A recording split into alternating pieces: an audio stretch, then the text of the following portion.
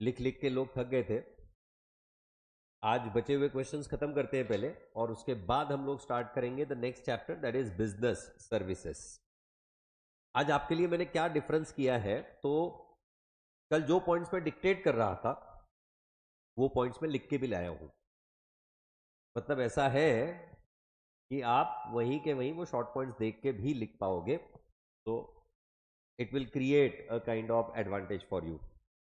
Let's come ahead with the importance of planning. The very first in that, helps to set the clear objectives. Helps to set the clear objectives.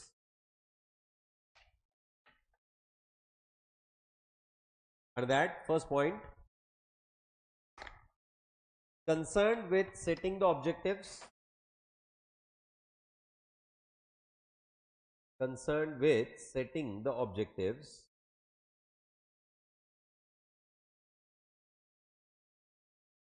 it analyzes the present condition, it analyzes the present condition. Next point, identifies the ways to achieve the target, identifies the ways to achieve the target.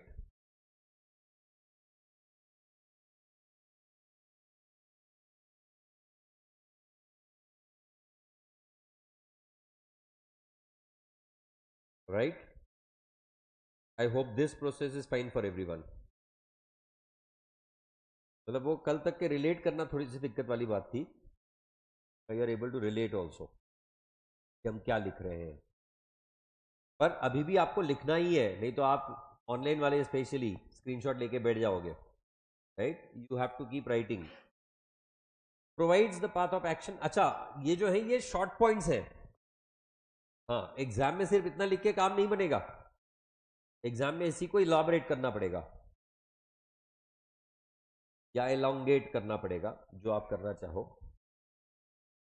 Provides path of action and that goals or objectives are clearly stated. Goals or objectives are clearly stated.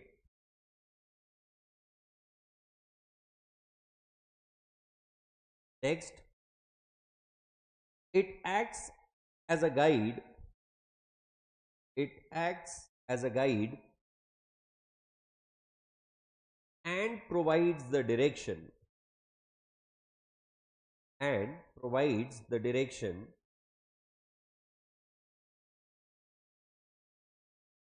Next point,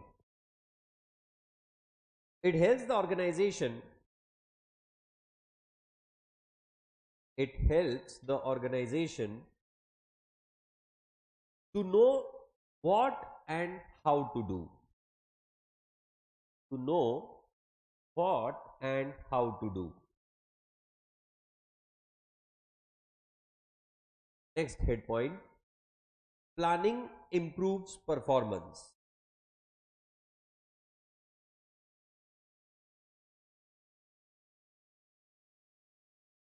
For that, first bullet,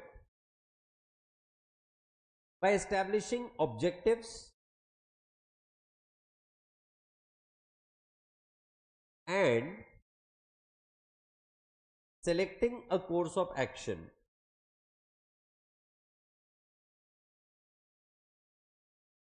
And selecting a course of action. Next, it leads to the efficient working. It leads to the efficient working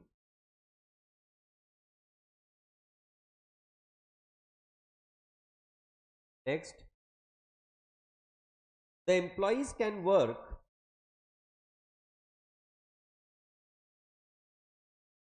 according to the time guidelines. The employees can work according to the time guidelines.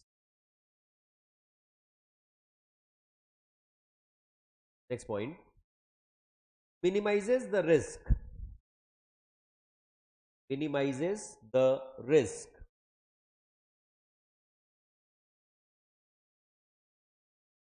After that, based on forecasting techniques,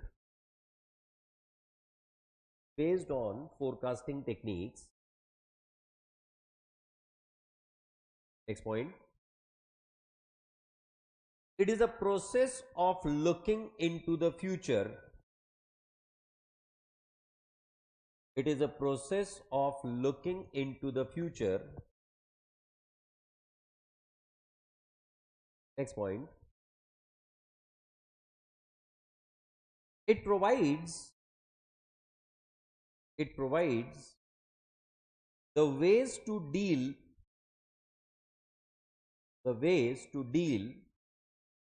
with changes and uncertain events,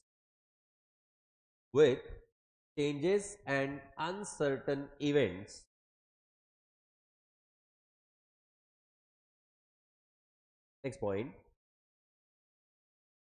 the risks cannot be eliminated.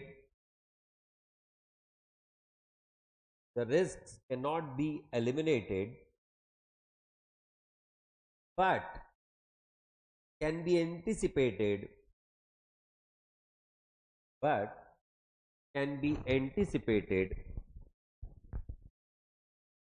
And be tackled with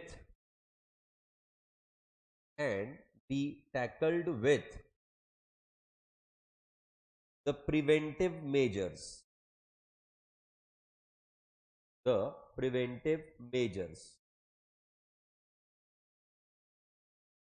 Next one, leads to optimum utilization of resources.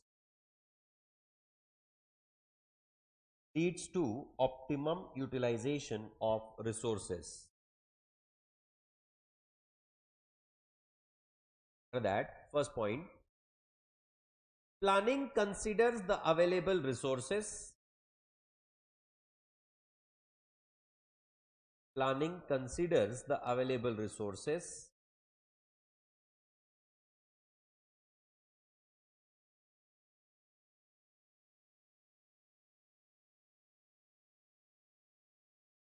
And makes proper allocation of such resources.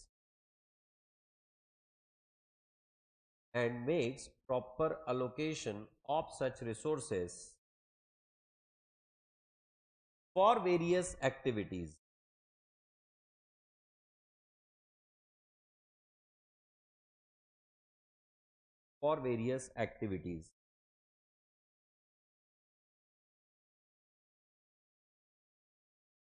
It can avoid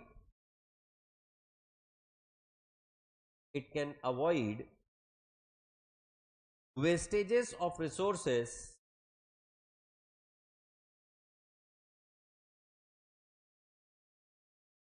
by proper planning.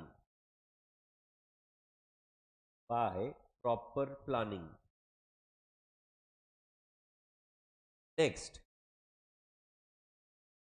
helps in decision making.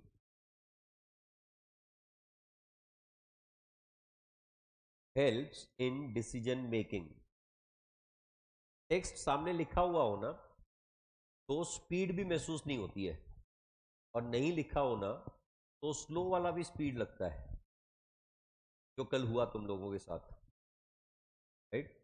आज हालांकि मैं कल से ज्यादा speed में लिखवा रहा हूं, कल की कंपैरिजन में आज ज्यादा स्पीड में लिखवा रहा हूं, फिर भी नहीं, कल इससे ज्यादा स्पीड थी, नहीं, आई डोंट नो, सॉरी, नहीं मैं तो लिख ही नहीं सकता, सवाल नहीं होता, उससे लिखना ही ना हो, स्पीड में लिखना तो बहुत दूर की बात है। वो दुकान पे कई बार ना वो बिल नंबर लिखने होते हैं सीक्वेंशियली, सिर्फ वो लिखने को मेरे को जान पे आते हैं, numbers, figures, just imagine. Yes, helps in decision making. And that first bullet, select the best alternative by considering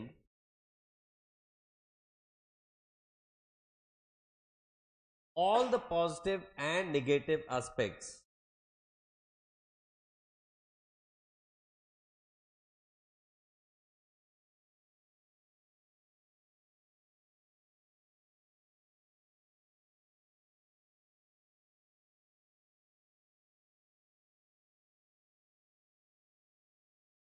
of all the alternatives, of all the alternatives. Next, the decisions are taken, the decisions are taken after selecting the alternative courses of action.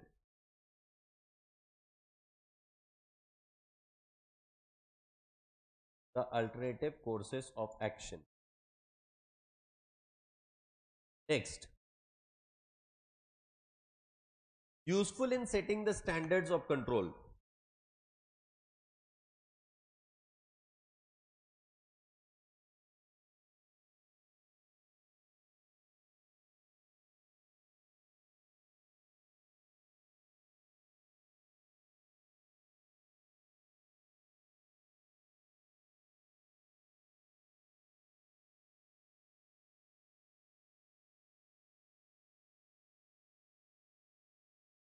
For that, sets out standards for controlling,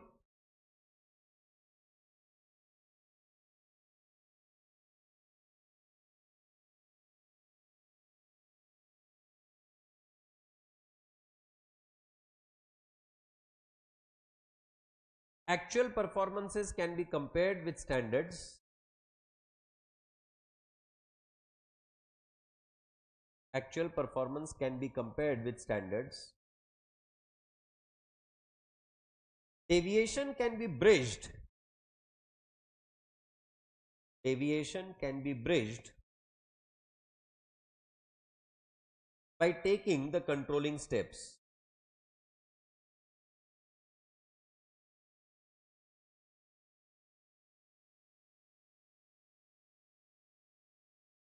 By taking controlling steps. Next one, facilitates coordination of all activities.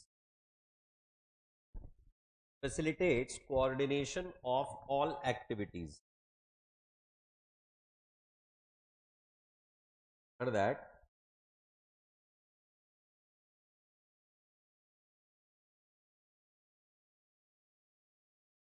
first one, reduces overlapping amongst the activities.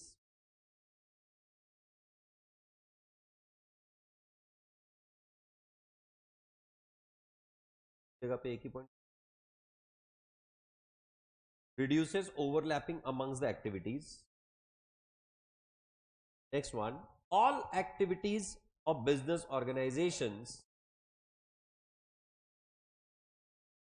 all activities of business organizations are linked with each other, are linked with each other.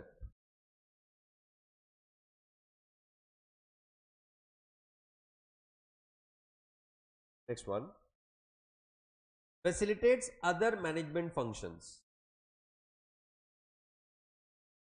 facilitates other management functions. For that,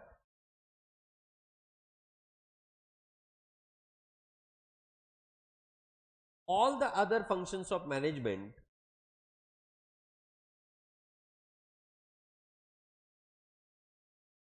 all the other functions of management are dependent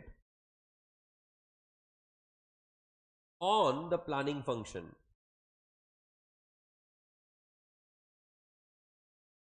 Next point, if planning is done right,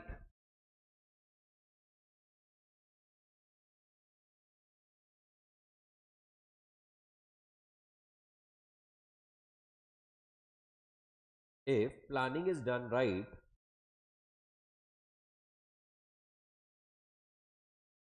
comma, The other functions will also be performed well. The other functions will also be performed well. Next one. Promotes innovative ideas. Promotes innovative ideas.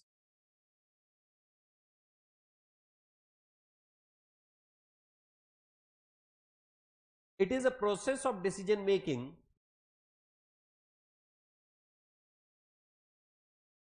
It is a process of decision making that involves the promotion of innovative ideas. That involves the promotion of innovative ideas. Next point. The innovative plans result in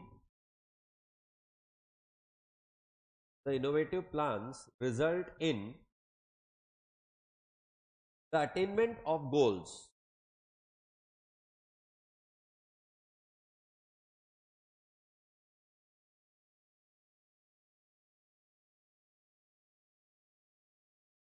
Next, planning is the most challenging activity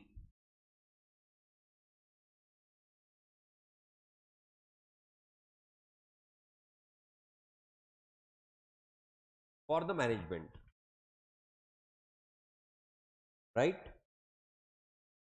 This process is fine for everyone? Okay? So we'll continue with this for all the remaining topics also. Right?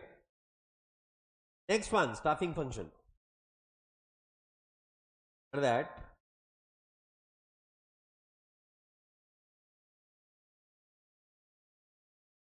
the very first, effective managerial function. Effective managerial function.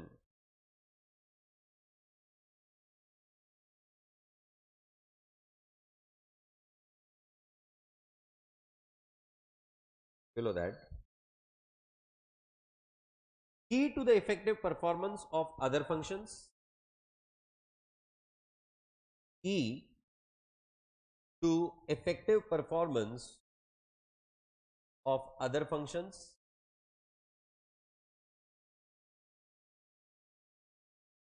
Next,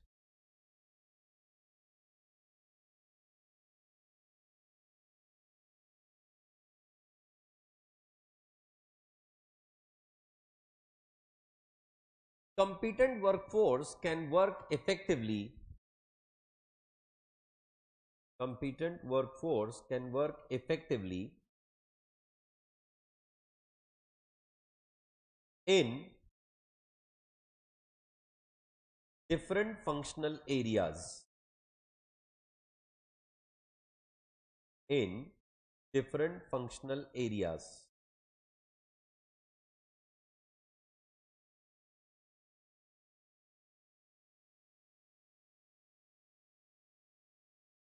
Next, leads to effective utilization of human resources.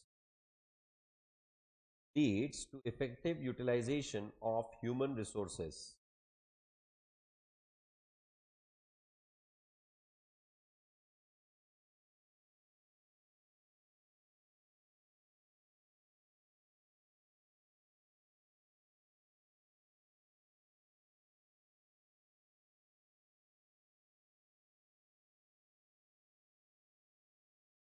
Proper care is taken at every stage. Proper care is taken at every stage, such as recruitment, selection, or appraisal, etc. Or appraisal, etc.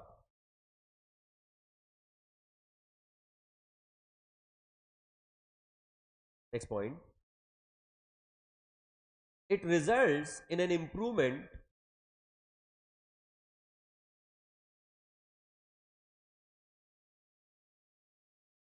in the performance and progress of the organization. In the performance and progress of the organization.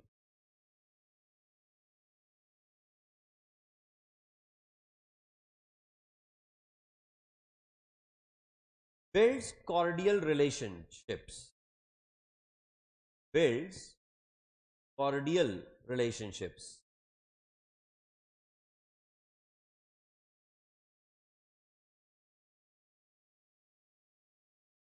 It is helpful in building the healthy relationships.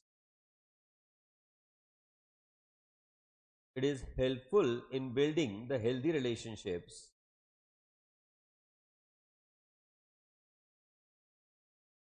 amongst all the employees.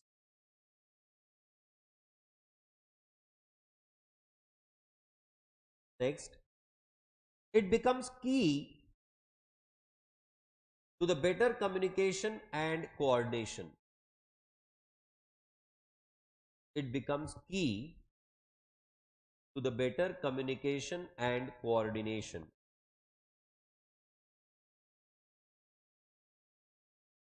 Right? Next, it helps the human resource development. It helps the human resource development. For that,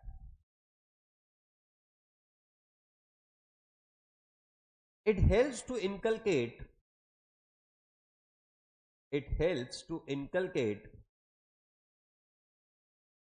the organizational culture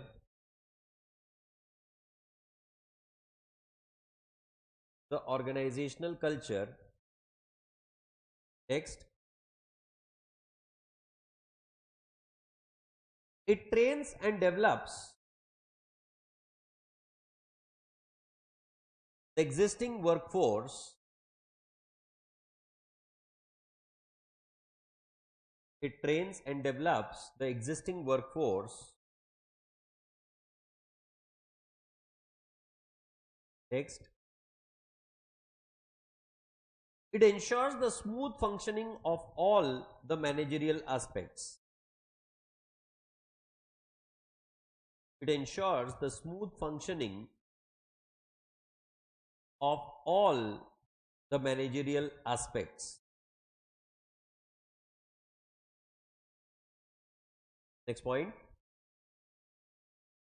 helps in effective usage of technology and human resource. Helps in effective usage of technology and other resources.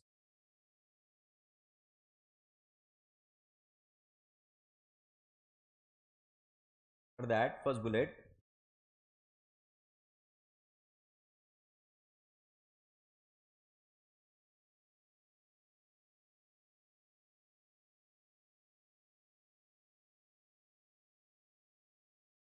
training and development programs are offered. Training and development programs are offered. Next, the organization gets quality employees.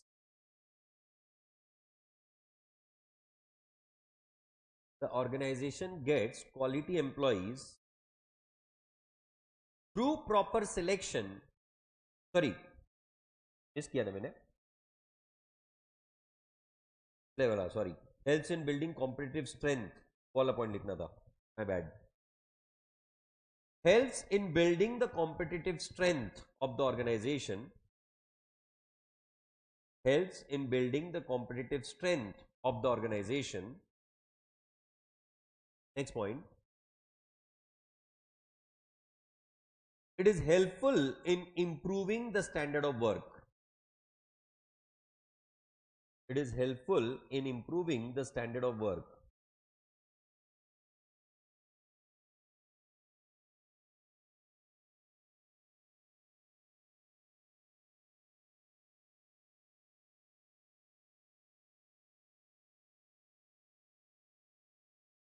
Next one,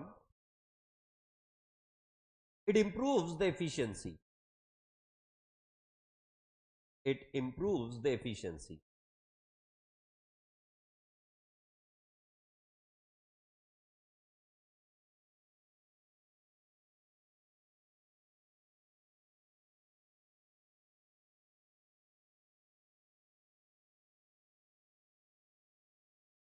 Training and development programs are offered.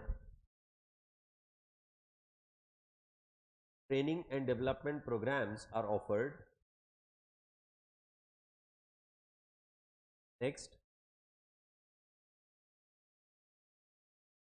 the organization gets the quality employees through proper selection.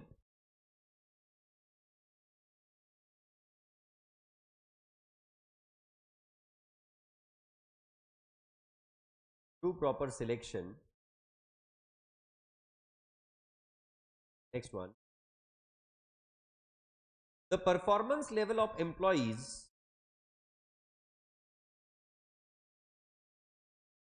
the performance level of employees can be improved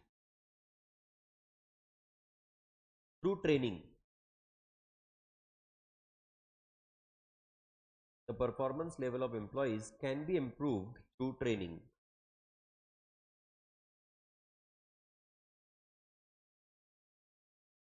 next one, खुद लिखना पड़ता है यार तुम सच में। मैंने 7 supplement जोड़ी थी मेरे ओसीएम के पेपर में when I was in my 12th standard. 7 supplement. I got 73। उस समय पे उतने मिल जाना मतलब बहुत मार्क्स होते थे सच में। तब 73 was a very good number, क्योंकि इंटरनल वाले मार्क्स नहीं होते थे हमारे सिर्फ पेपर के मार्क्स होते थे। That was sufficient. हाँ ऑफ कोर्स, आउट ऑफ 100, 80 में से नहीं, 73 out of 100, and that was मतलब good number.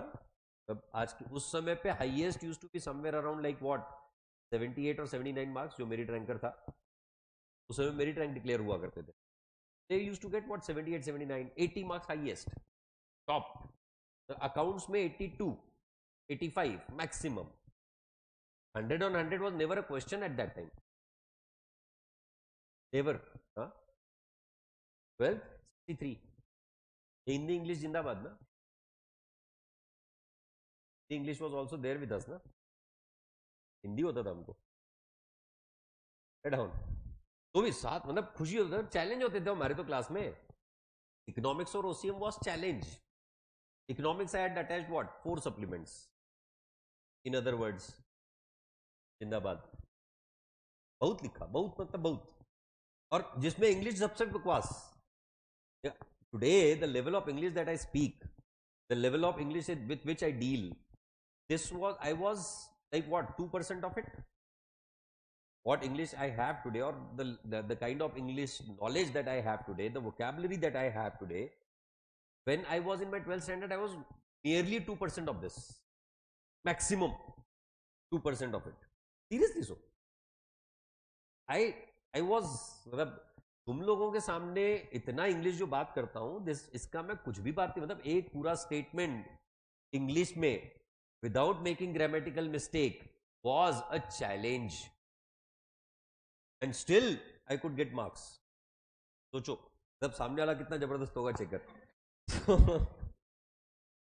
Skilful workforce is always an asset to the organisation. Skillful workforce is always an asset to the organisation.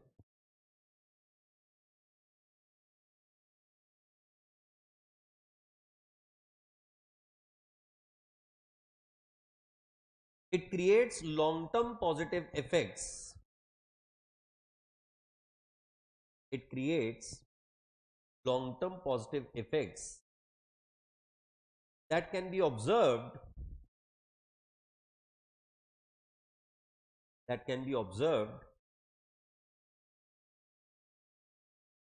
on the efficiency. that can be observed on the efficiency.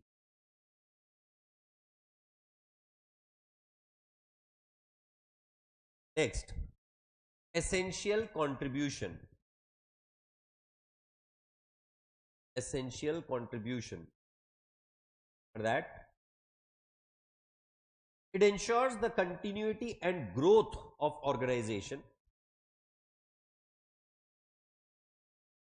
It ensures the continuity and growth of organization.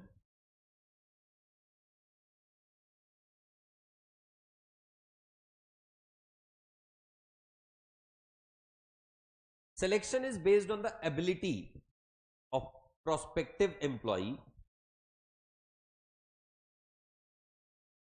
Selection is based on the ability of prospective employee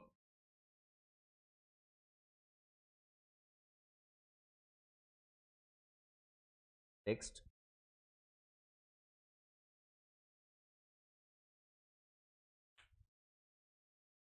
organization can meet the future challenges wisely. Organizations can meet the future challenges wisely.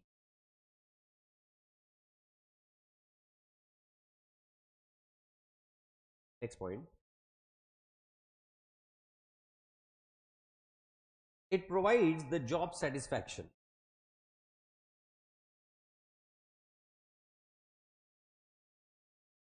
It provides the job satisfaction.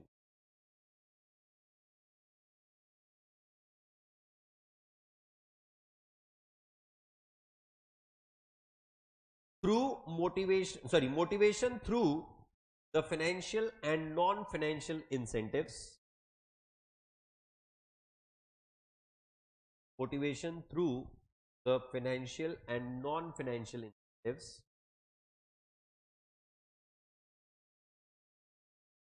Next point. Adequate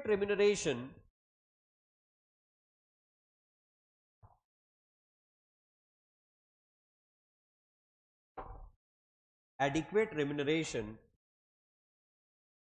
increases the job satisfaction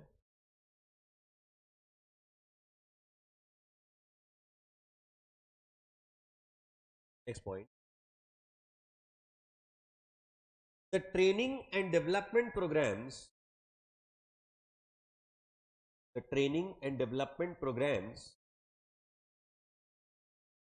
create the job security.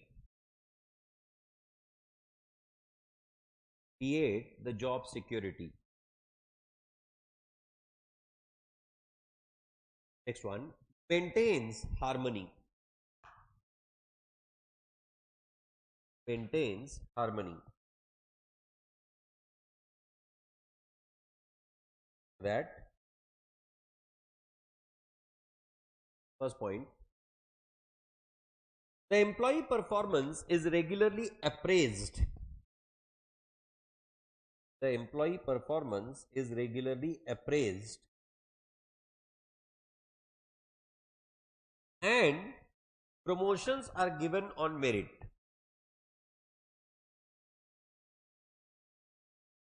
And promotions are given on merit.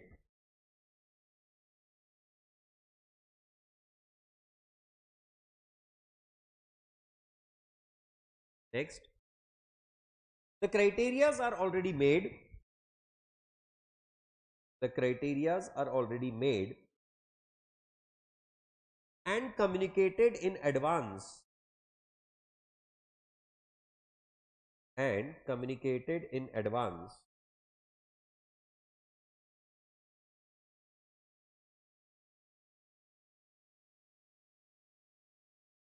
So this was about the various functions. Now justify the following wale questions. Planning is the basic function of management. Planning is the basic function of management.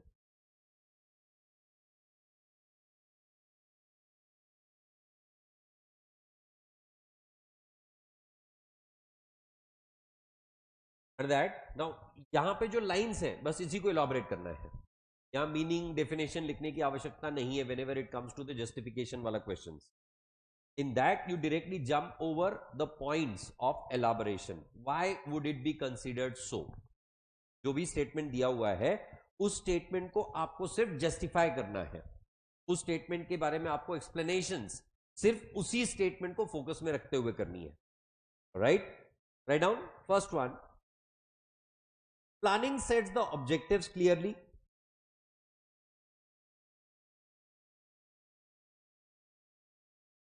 Planning involves deciding in advance. Planning involves deciding in advance.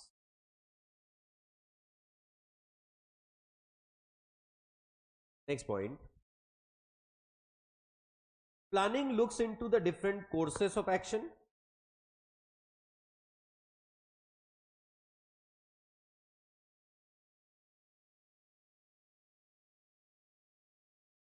All the other functions are based on planning. All the other functions are based on planning. Add one more point. Planning foresees the future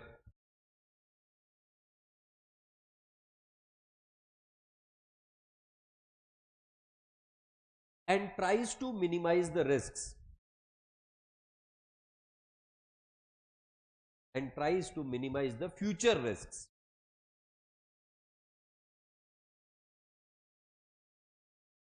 Last point. Accordingly, planning is considered as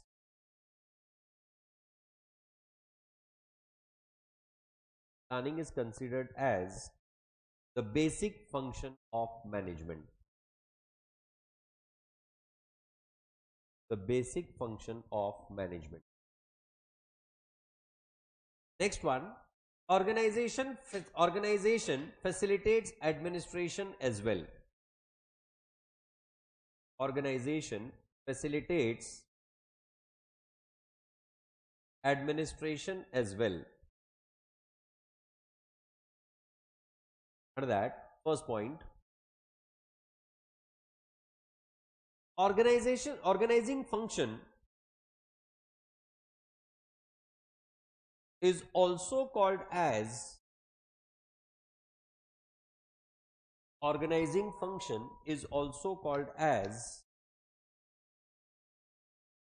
the doing function.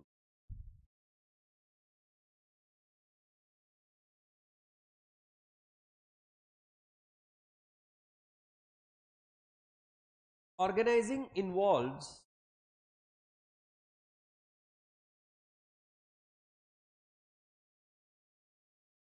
identifying the activities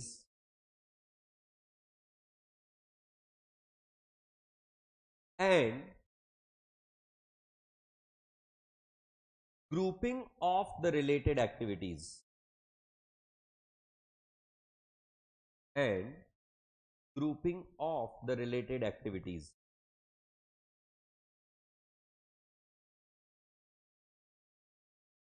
It defines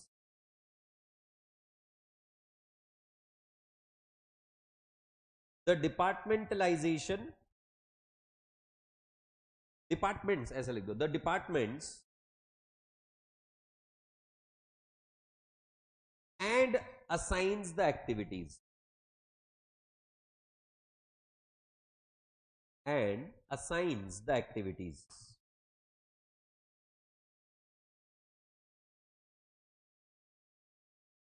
Due to the proper grouping of the tasks,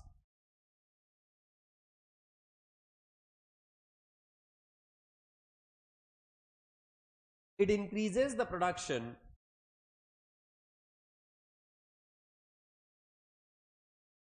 and reduces the wastages.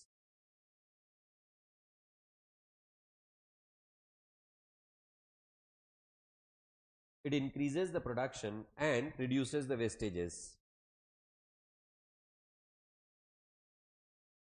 Duplication of work can be avoided Duplication of work can be avoided by delegation.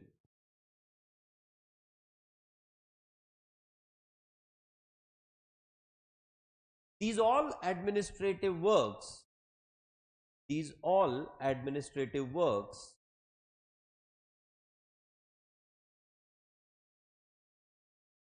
are better performed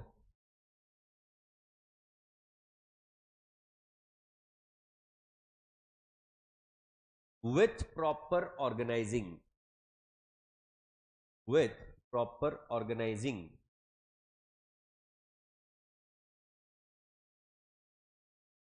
Next one, controlling is the last function of management. Controlling is the last function of management.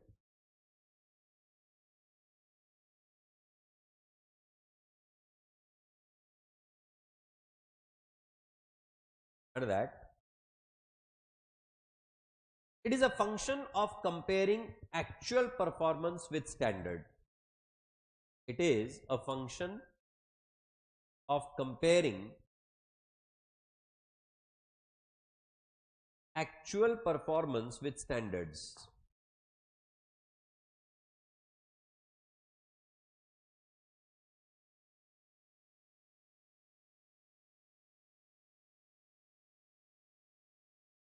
It measures the deviation and identify the causes. It measures the deviations and identify the causes.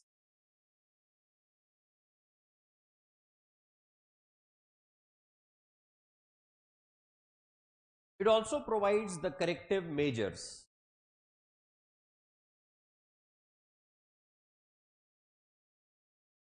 It also provides the corrective measures.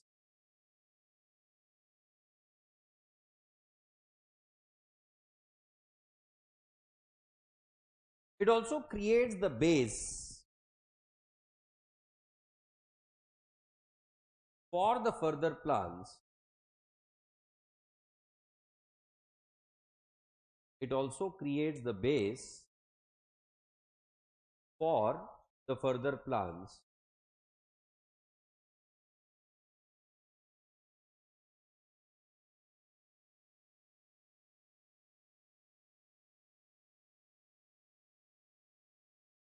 Even though pervasive,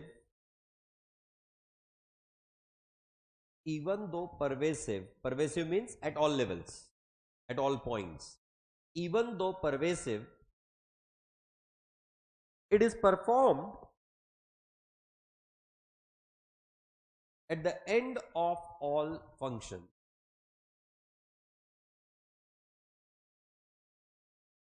At the end of all functions. Right? So this was about the selected questions related to your topic of functions of management.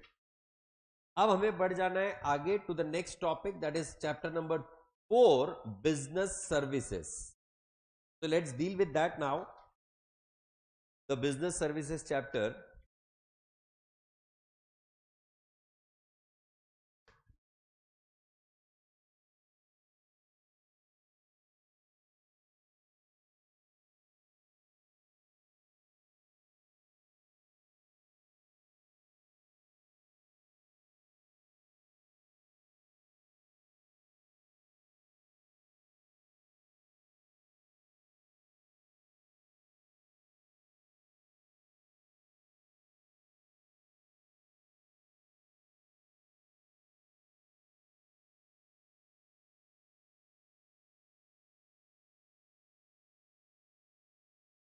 Chapter number 4 of your text, very important chapter because almost 25% of your total marks are allocated on this.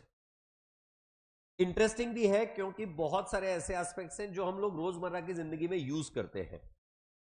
Technically हमें क्या explain करना है is जो questions बनते हैं इस particular chapter पे, those are primarily from what perspective, those come from the perspective of let's say types of banks, functions of banks, जो शॉर्ट आंसर वाले क्वेश्चंस आते हैं उसमें प्राइमरी फंक्शंस ऑफ बैंक अलग पूछे जाएंगे, सेकेंडरी और the utility functions of bank अलग से पूछे जाएंगे, या फिर आपसे पूछा जाएगा types of warehouse, the principles of insurance.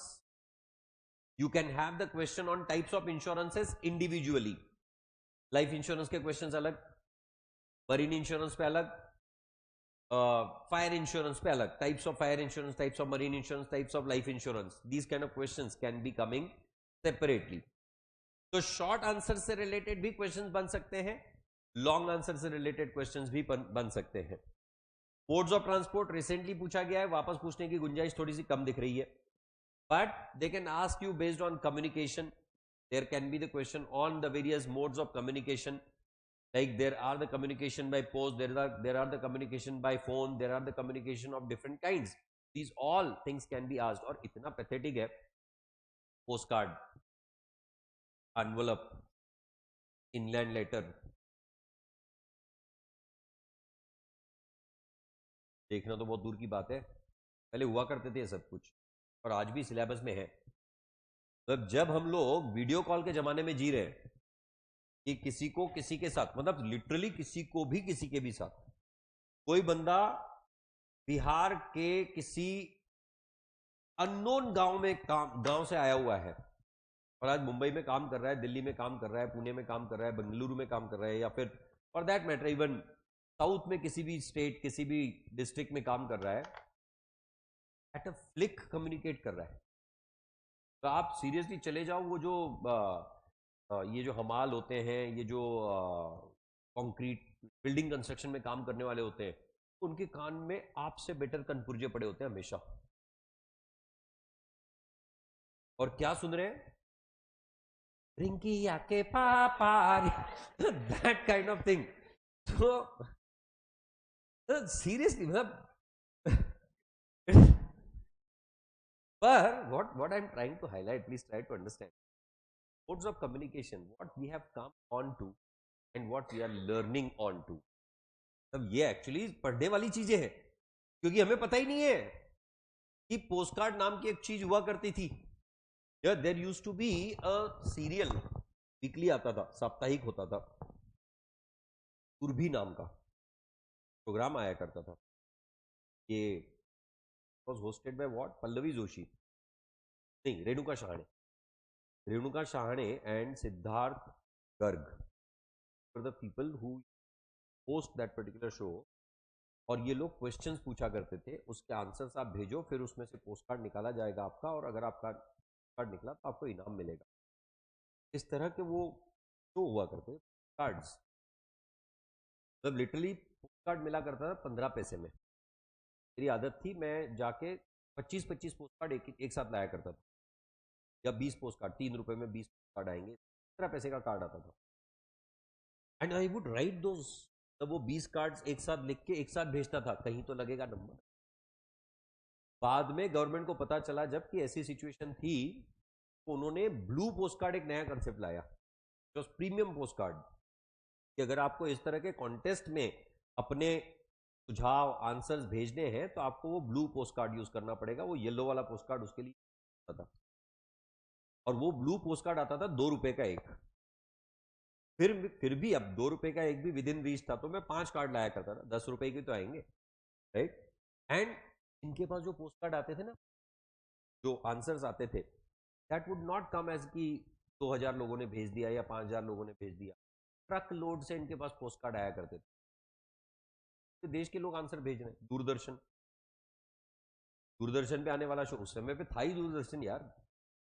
तो दैट पोस्ट कार्ड, मतलब वो लिटरली दिखाते थे कि ढेरों पोस्ट कार्ड्स आए, और उसमें से इन्होंने पोस्ट कार्ड में से लिटरली लॉटरी काइंड ऑफ निकाली. भी मेरी लगी नहीं, वो बात अलग है, पर उम्मीद कभी नहीं छोड़ी मैंने जब तक कि वो शो देख रहा था. तो उस समय मेरे को बहुत शौक था ये सब चीजों का. मैं सारे एक्टर्स के पास पोस्ट कार्ड भेजा करता था, एक्टर्स के पास. क्यों भेजा करता? सिंपल चिट्ठी भेजनी होती थी, simple card. Why would I send it? Because they would send you the original photograph of theirs. They will click a photograph, और उस समय पे वो फोटोग्राफ्स मतलब वो ये होते थे ना, प्रिंट होते थे वो फिल्म वाले. तो I would send the letters to these various, और ये हमको कहाँ से मिलते थे उनके एड्रेसेस, तो उस समय पे एक मैगजीन आया करती थी वीकली, मायापुरी नाम की पेपर आया करता था, weekly newspaper Mayapuri, which was containing all the Bollywood का न्यूज। तो वो मैं पेपर सिर्फ देखने जाता था, खरीदा कभी नहीं मैंने। वो जो वेंडर्स होते हैं ना, जो बुक वेंडर्स वगैरह, उनके पास ये लगे हुए होते थे, तो वहां से सिर्फ वो लिख के आता था उनकी एड्रेस, और फिर घर पे आके उसको चिट्ठी लिखो, और फिर वो 2-2 महीने बाद, 3-3 महीने बाद, मतलब you would write some cheesy lines into that, very cringe kind of things, so literally like that, कि मैं आपका big fan moments, you know, you create those fan moments and you send those letters and you will be getting the response. और वो लोग literally भेजा करते थे, आप चिट्ठी भेजते थे कि साइन की हुई खुद की पर्सनल सिग्नेचर, ऑटोग्राफ, फोटोग्राफ्स आती थी, तो इस वजह से सब चीजें किया करते थे हम लोग। फिर कई सारे ऐसे इंस्टीट्यूट्स थे जिनका एक सिस्टम हुआ करता था कि आप सपोज उनको अगर इंक्वायरी भेजो, तो they would send you the whole of the prospectus with some content, जो अच्छा कंटेंट लिख के भेजते थे, kind of those things they would send you. तो ऐसे में अलग अलग इंस्टीट्यूट्स के नाम निकालता था, कौन कौन से इंस्टीट्यूट्स है, ताकि उनकी खबर निकालते रहे। मतलब institute of communication, there is an institute which is focused only on communication, institute of maritime. ये सब मैं कब कर रहा था, 7th standard, and I would simply write the letters to them.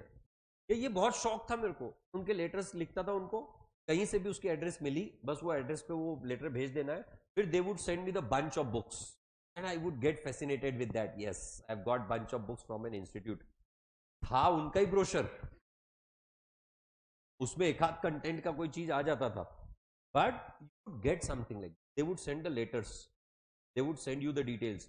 ICAI को मैंने पोस्ट कार्ड भेजे हुए, आईसीआई के जो मॉड्यूल आते हैं पैथेटिक क्वालिटी के होते थे, आजकल तो मतलब बहुत अच्छे बुक्स आते, पहले पहले लिटरली मॉड्यूल ही आया करते थे, पार्ट्स पार्ट्स में आया करते थे, ऐसा बंच बना के उसको ऐसा गार्ड बांध के ऐसे भेजा करते थे हमको, bundle, we used to get the bundle of books, it was never the kind of books that you get these days. आजकल तो प्रॉपर सोफिस्टिकेटेड तरीके से होता है।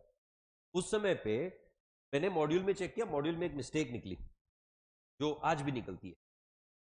तो वो जब मिस्टेक निकली तो मैं फैकल्टी के पास गया, सर ये मिस्टेक है, कहने लगे हाँ ये बराबर है तेरा, just send the letter to the ICI. ICI को लेटर अपन लिख सकते हैं, कहने लगे हाँ you send the letter, I send the letter and I got the response from the board of studies that it is been changed from subsequent module.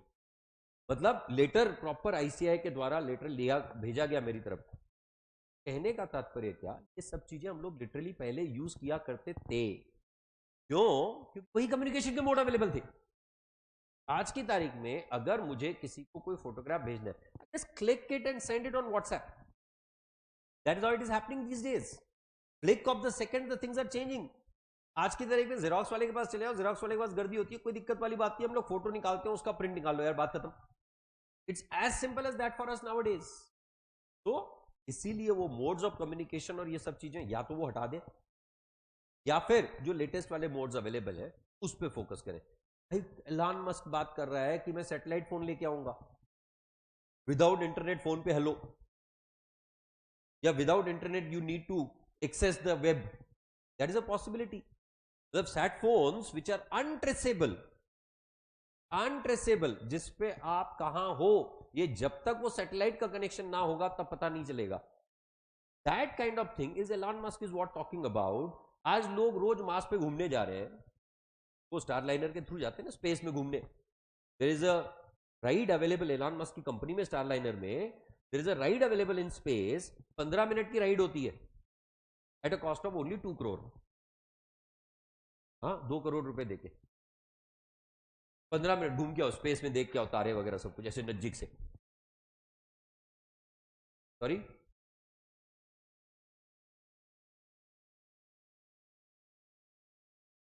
I understood what he said, सिर्फ मैं उल्टा बोलना चाहता हूं, नहीं अमीर बनना है अपने को कि 2 करोड़ देके अपन 15 मिनट घूमने के लिए रेडी है, बस इतना अमीर बनना है लाइफ में, इतना ही अमीर बनने की उम्मीद रखो बस। ज्यादा अमीर बनने में अपने को इंटरेस्ट ही नहीं है। एलन मस्क, जेब बेजोस तक के तो पहुंचना ही नहीं है अपने को, हड़ तो अपने जेब में इतना पैसा हो कि रोज 2 करोड़ भी खर्चा करने की सिचुएशन आ जाए तो कर सके, इतना सिर्फ अमीर बनना है बस। तो any which ways forget about that, नहीं don't forget about the statements, Forget about that at this point in moment, because we have to focus on business services. जो स्टार लाइनर प्रोवाइड करने वाला है तुमको 2 करोड़ रुपए लेके, तो तब तक 5 करोड़ हो जाएंगे, तो तुम खर्चा करने लायक होगे, तब तक स्पेस का कस्टम खर्चा बढ़ेगा ना, राइट? पेट्रोल है पहले ही महंगा हो रहा है। अच्छा, कल उनको एक वो, कल परसों कहीं तो स्पेस में कोई कुछ तो मिला है, कुछ तो मिला है अपने लिए बादल, which is full of alcohol. ये मैंने पहले भी क्लास में शायद बताया था ना। हाँ, उस दिन मेरे को मेरे बेटे ने भेजा था, आज फिर वो न्यूज में भी आ गया।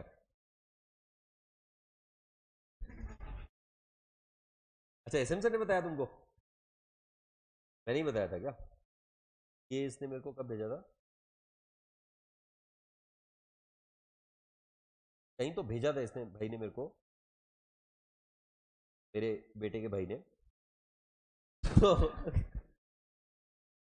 फिर भेजा होगा व्हाट्सएप पे, यहाँ पे तो है ही नहीं। ये कब भेजा है इसने? 25 दिसंबर को।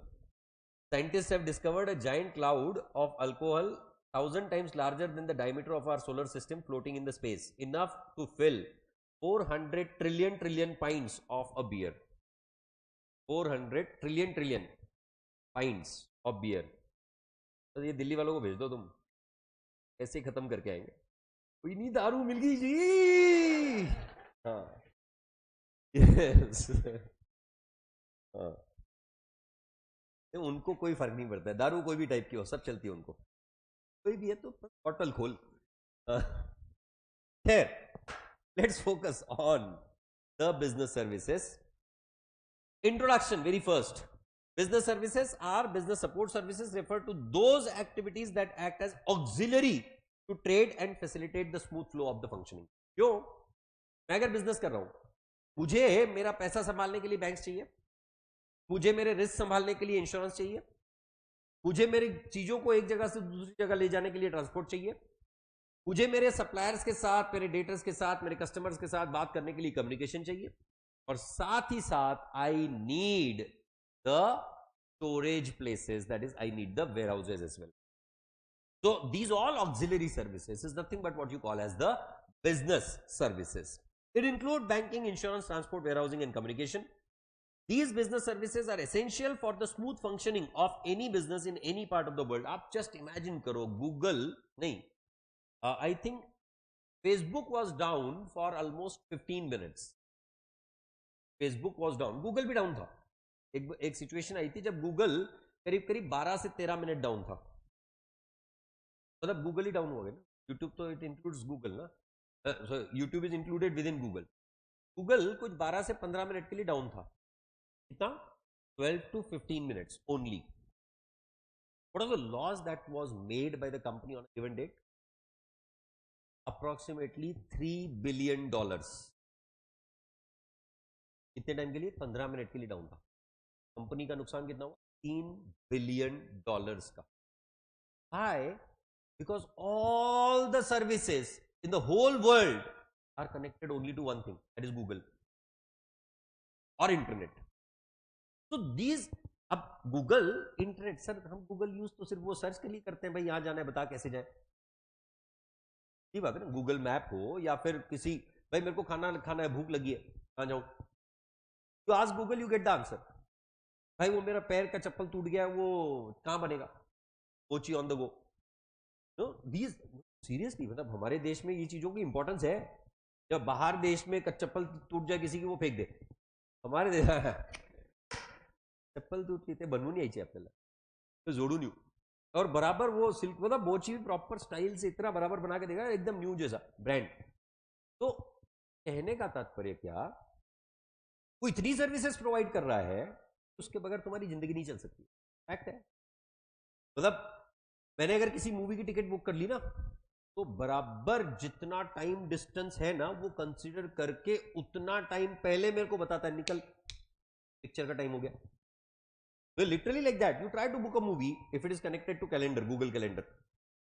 तुम वो बुक माई शो जैसी वेबसाइट पे अगर टिकट बुक कर लो, और वो टिकट बुक करने के बाद तुम चेक करो, अगर तुम्हारी मूवी है सपोज 10 बजे की, और तुम जहां पे रहते हो वहां से वो मूवी थिएटर करीब करीब 40 मिनट दूर है, 25 मिनट दूर है, वो तुमको बराबर गूगल कैलेंडर याद दिलाता है 40 मिनट पहले या 25 मिनट पहले या 28 मिनट पहले, कंसिडरिंग कि तुम्हारा ट्रैवल टाइम कितना है, चल अपना टाइम हो गया पिक्चर का, अदरवाइज तू लेट हो जाएगा।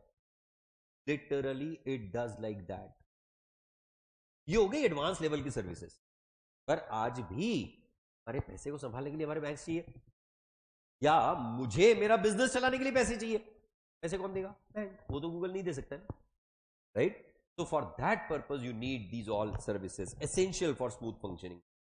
Every person who is engaged in a business must be fully aware of their functioning and use. The intangible, sorry, what are the features of these business services? Number one, intangible in nature. You are getting services from Google, but you are not able to see that service. That is intangible in nature. You cannot see it, you cannot touch it, but you are only feeling it. आप एक Cello में चले जाओ, आपने बाल कटवा लिए, हाँ बाल कटते हुए देखते हैं, पर बाल कटने के बाद में जो फिनिशिंग आती है, that you are not able to observe as such. That's why it is intangible in nature.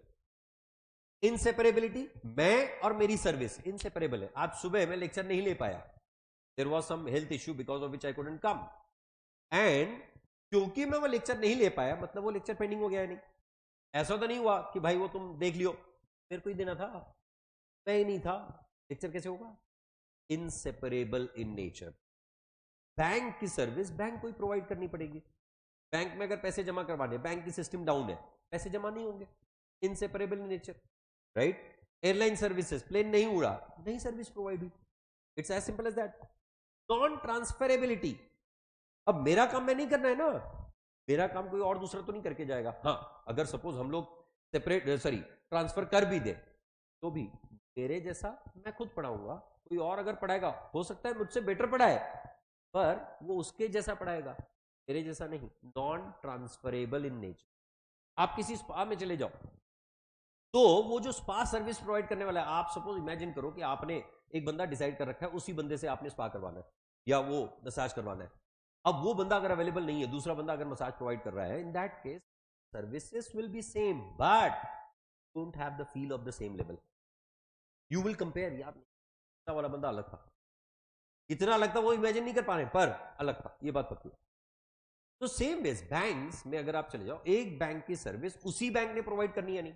अब सपोज मेरे कोटक में मेरा अकाउंट है, कोटक में मैंने पैसे डिपॉजिट करवाने हैं, कोटक का बैंक का अगर सर्वर काम नहीं कर रहा, आज नहीं कर रहा था एक्चुअली, सुबह का ही प्रॉब्लम है, तो अगर कोटक का सर्वर काम नहीं कर रहा था, I can not go to ICICI, भाई मेरे उस अकाउंट में पैसे डलवा दो। That has to be done by Kotak bank only और नॉट, राइट?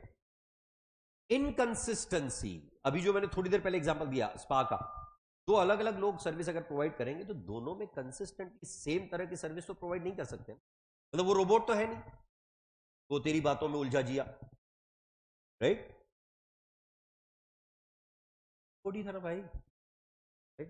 नहीं देखी ना, मैंने भी नहीं देखी, मैं सुन के हैरान हो गया, बस उतने में ही खुश था मैं।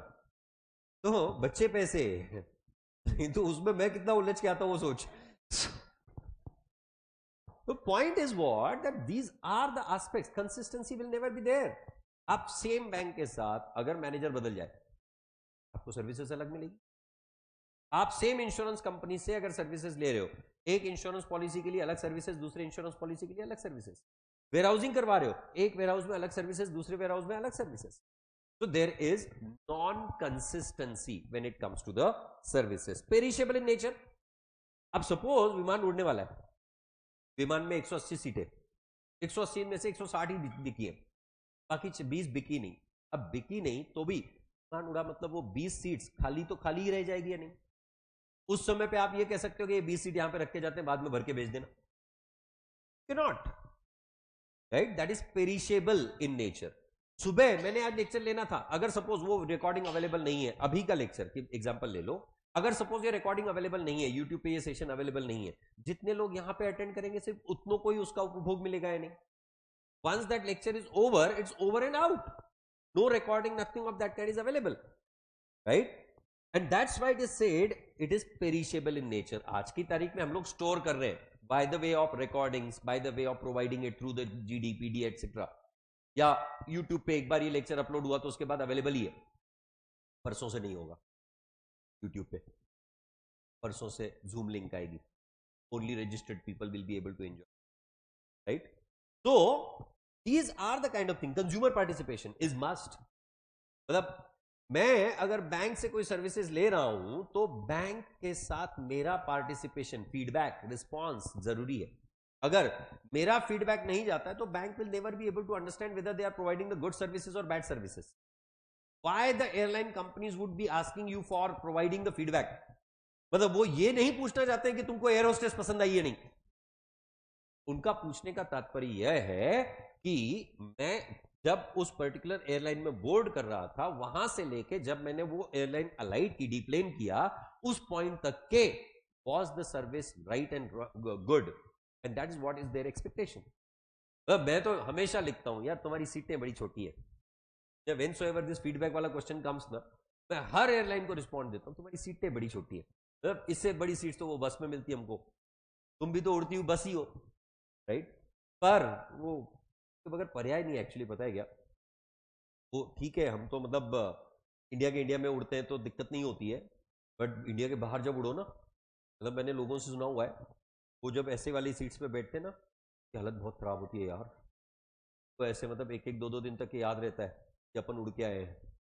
तो कहीं मतलब वो फीलिंग, मतलब it's not a good facility as such actually बताऊं तो, मतलब इट्स नॉट। हाँ ठीक, एक सिर्फ अच्छा है कि वो धक्के नहीं बैठते,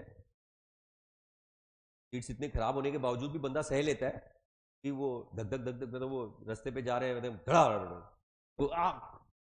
कहां कहां क्या क्या लगेगा पता नहीं। खैर, so this was about the features. ये इंपॉर्टेंट है from the perspective of short note questions. Features of business services, या फिर जस्टिफाई द फॉलोइंग में the services are inseparable in nature, services, business services are in perishable in nature, those kind of questions can be there। या फिर जो objective type of questions आते हैं उसमें on one side business services, on another side either of the feature of business service can be there, so that is what you have to connect। इधर लिखते हैं business, उधर लिखते हैं banks, और इनसेपरेबल दोनों लिखते हैं। लोग बैंक्स को कनेक्ट करते हैं, business services bank, which is wrong। business services have to be connected to features of the business services, right? so पहला बैंक सर्विस आ जाता है बैंक्स। बैंक्स में दो तरह के क्वेश्चंस बन सकते हैं, एक बन सकता है टाइप्स ऑफ बैंक्स में, और दूसरा बन सकता है on the functions of bank. जहां तक टाइप्स ऑफ बैंक्स की बात है तो टाइप्स ऑफ बैंक्स में मल्टी वैरायटी, बहुत वैरायटी है बैंक्स की। whereas functions of banks में primarily two types of functions, one is called as the primary functions and second is called as the secondary functions। secondary functions को further divide किया गया है into the agency functions and the utility functions, alright? एक एक करके discuss करते हैं। सबसे पहले types of banks. Types of banks में variety of banks include the central bank. What is central bank? The apex bank of the country, which in our country it is Reserve Bank of India। This is not the day-to-day bank. This does not deal with the customers. The central bank is the banker's bank and it is the bank for the government, right? It sets out the policies related to the banking system, which include the monetary policy, the credit policy for the country, right? ये हमेशा की responsibility है। Second, that is, ये जो मैं discuss कर रहा हूं ये उन रिस्पेक्टिव बैंक्स के फीचर्स हैं जो आपको एक्सप्लेनेशंस में लिखने हैं, right? Second, commercial banks. These are the banks which are basically intending to make profits by doing what? By providing the various services to their customers. So they are the banks which basically deal with the customers. We have the commercial banks into two categories. One is public sector commercial banks, second is private sector commercial banks. Public sector commercial banks in which major investment is that of the government, whereas private sector commercial banks which include the private parties investments. Both these banks have the similar kind of functioning, whether it is a public sector PSB, public sector bank, or a private sector bank. Public sector banks to include State Bank of India, Punjab National Bank, the UCO Bank. These all are nothing but public sector banks. Private sector banks to include ICICI, HDFC, Axis Bank. These all are nothing but private sector banks. Then cooperative banks, आपने आपके बचपन में मतलब commerce के 11th standard में cooperative नाम की एक कंसेप्ट सीखी थी, right? Forms of business organisation part 1, within that you had understood the concept of cooperatives. So when an organization is working on cooperative basis and providing the funding services to the members of that society, then in that case it becomes a cooperative bank. The cooperative banks basically are located into the rural areas where you do not find the commercial banks as such. Then the next one, that is the development banks. इनका काम क्या है? Basically to create the development. They're not into the day-to-day banking services, but they are into the specific developmental areas where the government has the focus, to include NABARD, National Bank for Agriculture and Rural Development, SIDBI, that is Small Industrial Development Bank of India, and KVIC. These are nothing but what we call as the development banks. Then exchange banks, यहां पे X को change नहीं किया जाता. So they have the bank where you can give your X, you can get the another one's X. Exchange bank, nothing of that kind. These are basically the banks where you can provide the exchange services of money and monetary things. Especially now, आज की तारीख में exchange bank कोई काम नहीं करता. Tata Capital was having one of the separate unit called as exchange bank, जहां पे आप money, foreign currency को exchange कर सकते हो. आज की तारीख में these facilities are provided to you by the commercial banks itself. पहले कमर्शियल बैंक्स में इन सारी सर्विसेज को लेने के लिए बहुत ज्यादा दिक्कत होती थी और कई सारी कमर्शियल बैंक्स के पास फॉरेन करेंसी अवेलेबल ही नहीं होती थी. आज की तारीख में you go to the and इसीलिए उस समय पे वो एक्सचेंज बैंक्स को सपोर्ट करते थे. एक्सचेंज बैंक में चले जाते थे हम लोग, उनके पास सारे टाइप की फॉरेन करेंसी होती थी. आप कहीं पे भी जा रहे हो अगर देश के बाहर, तो you would use that exchange for the foreign currency. जैसे वो एसएम सर $100 लेके रखते हैं हर महीने, right? But he takes it from a private party, not from the exchange bank, right? There are the people who are called as the money exchange.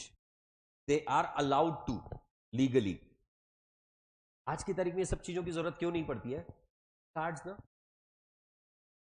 आप जब exchange करते हो करेंसी, सपोज आपने इंडियन रुपीज दिए और US dollar खरीदे, इसमें आपको लगभग 1.5% का चार्ज लगता है, बेयर मिनिमम. मतलब आज अगर 85 रुपए प्रति डॉलर के हिसाब से चल रहा है, 85 रुपीज पर डॉलर के हिसाब से अगर करेंसी का रेट चल रहा है, तो you won't get the dollar at 85 rupees. Will be required to pay 87 rupees to get $1. क्यों? वो 2 रुपए एक्स्ट्रा लगे हमको for the purpose of exchange service. इसी का काम, यही काम एक्सचेंज बैंक्स किया करते थे पहले. पर आज की तारीख में you have got the cards,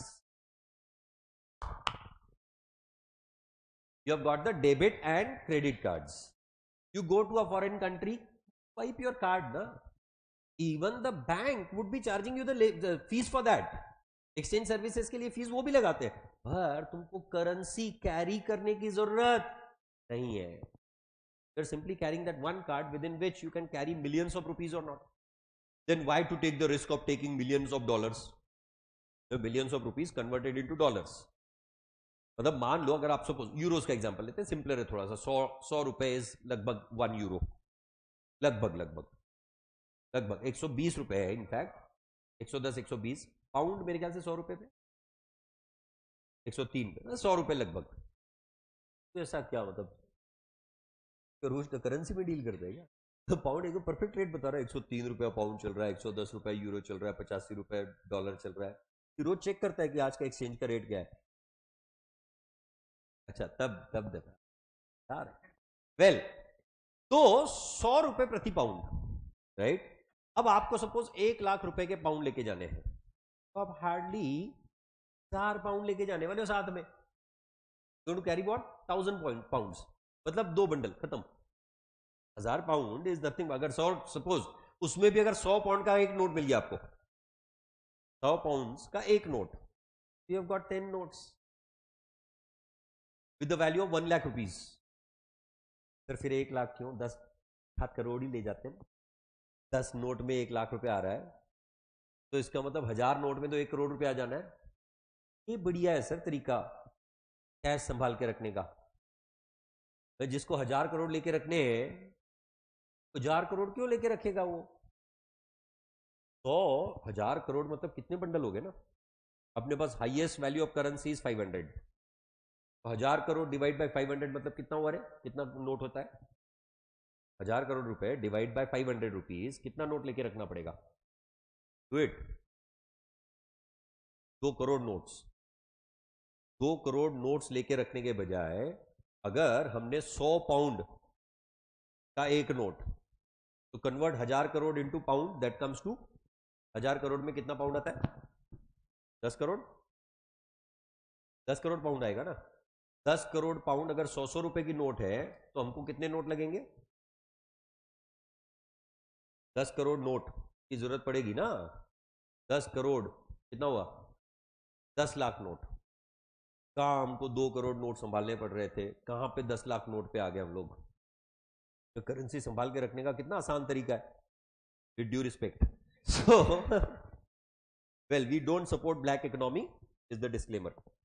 हाँ, मेरे सारे पैसे वाइट पे आते हैं, लोग कैश में संभाल के रखें, कोई तरीका है?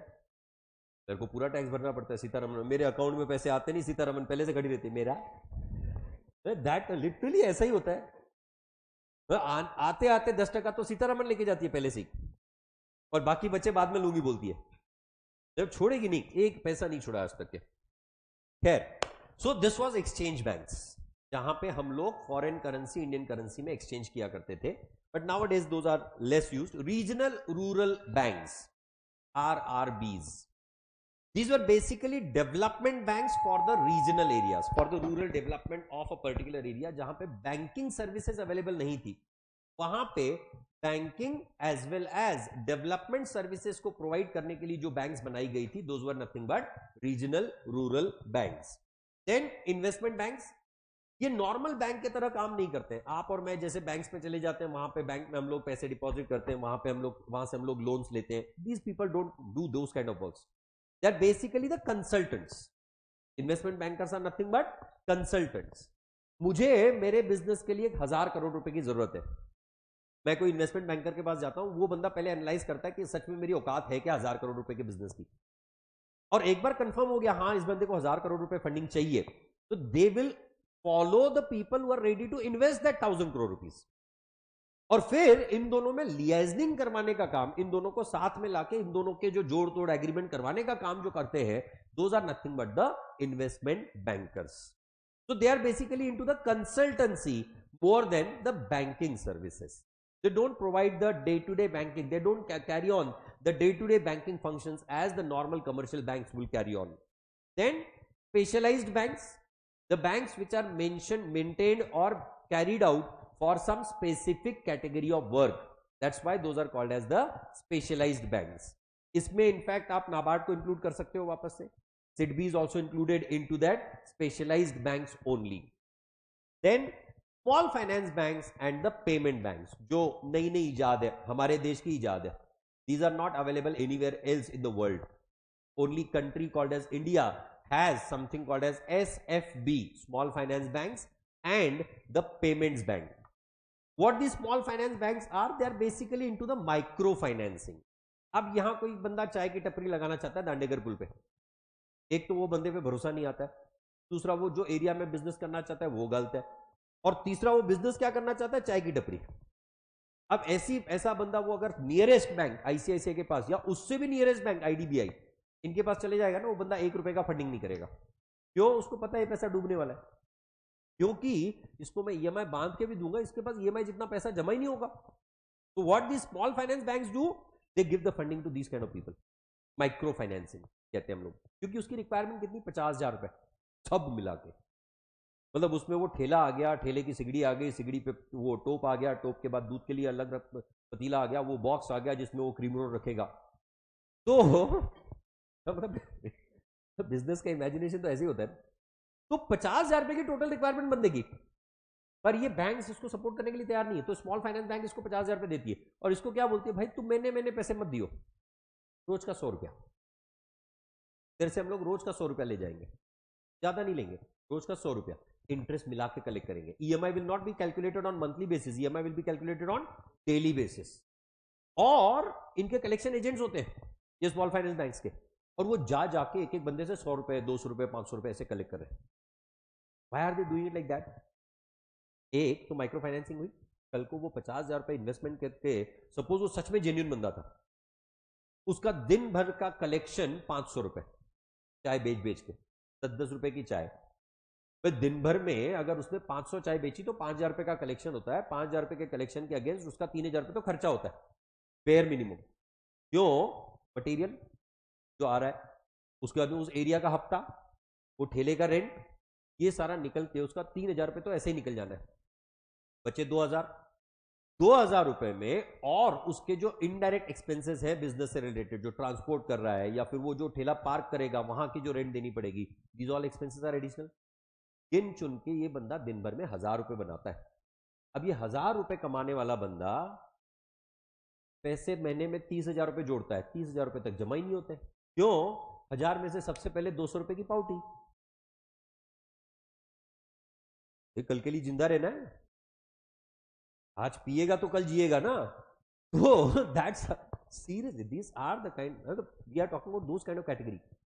Why would the bank give such kind of funding to them? और इनके पास पेपर तो सवाल ही नहीं उठता ना, ऑन रिकॉर्ड कुछ भी नहीं है। And that is why the small finance banks are supporting them. Local area का सब्जी वाला, लोकल एरिया का कटलरी वाला, या फिर वो लोकल जो छोटे छोटे शॉप्स लगा के बैठे होते हैं बंदे, उनको फंडिंग करने का काम are done by these small finance banks. या फिर छोटे लेवल की फंडिंग जहां जहां करनी है, विच इज उनके स्पेसिफाइड लिमिट्स हैं, आपको वो सब चीजें याद रखने की जरूरत नहीं है। They are able to do the financing to a pre specified limit, that's it, right. Then payments bank, ये जनरल डिपॉजिट्स एक्सेप्ट नहीं कर सकते, ये अपने मेंबर से डिपॉजिट एक्सेप्ट कर सकते हैं subject to maximum of 1 lakh rupees. और ये कहां यूज होगा? Not for the purpose of providing loan to the public.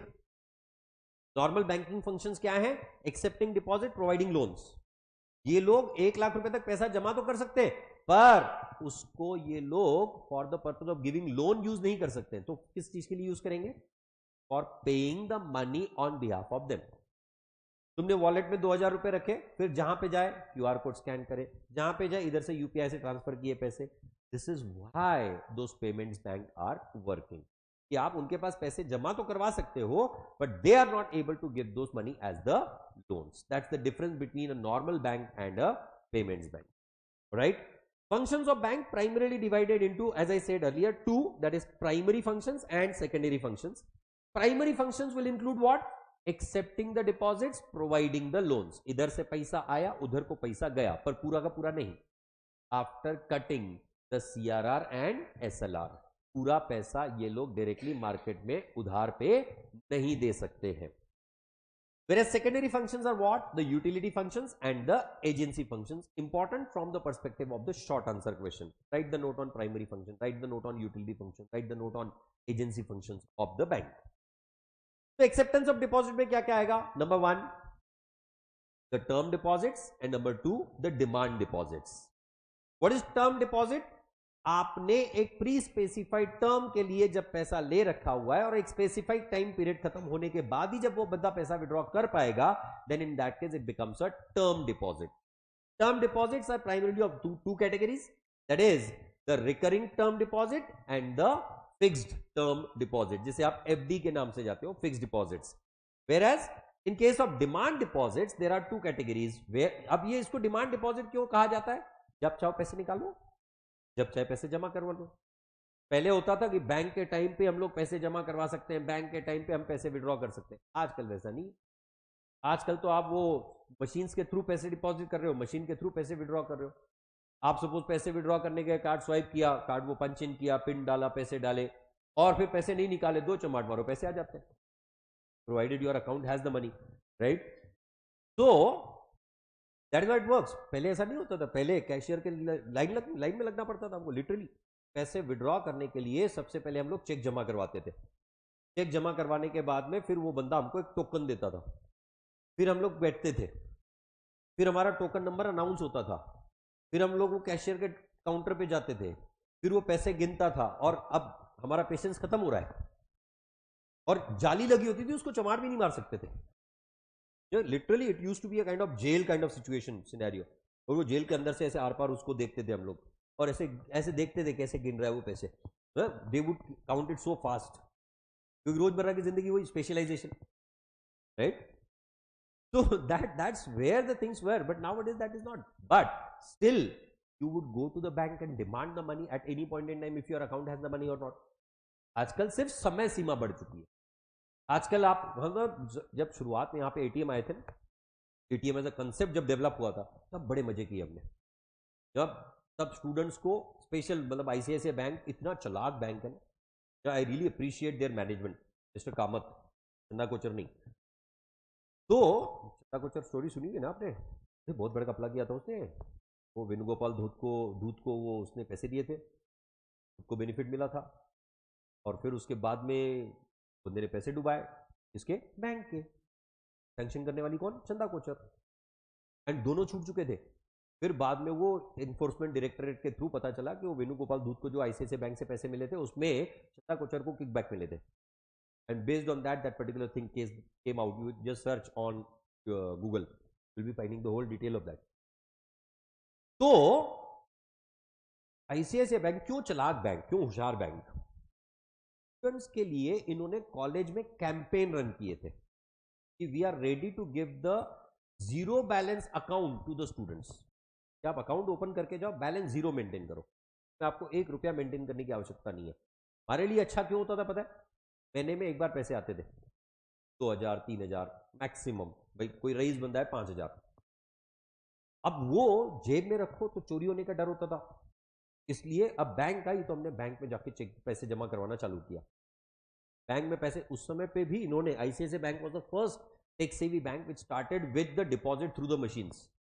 उस समय हम लोग पैसे मशीन में कैसे डिपॉजिट किया करते थे पता है?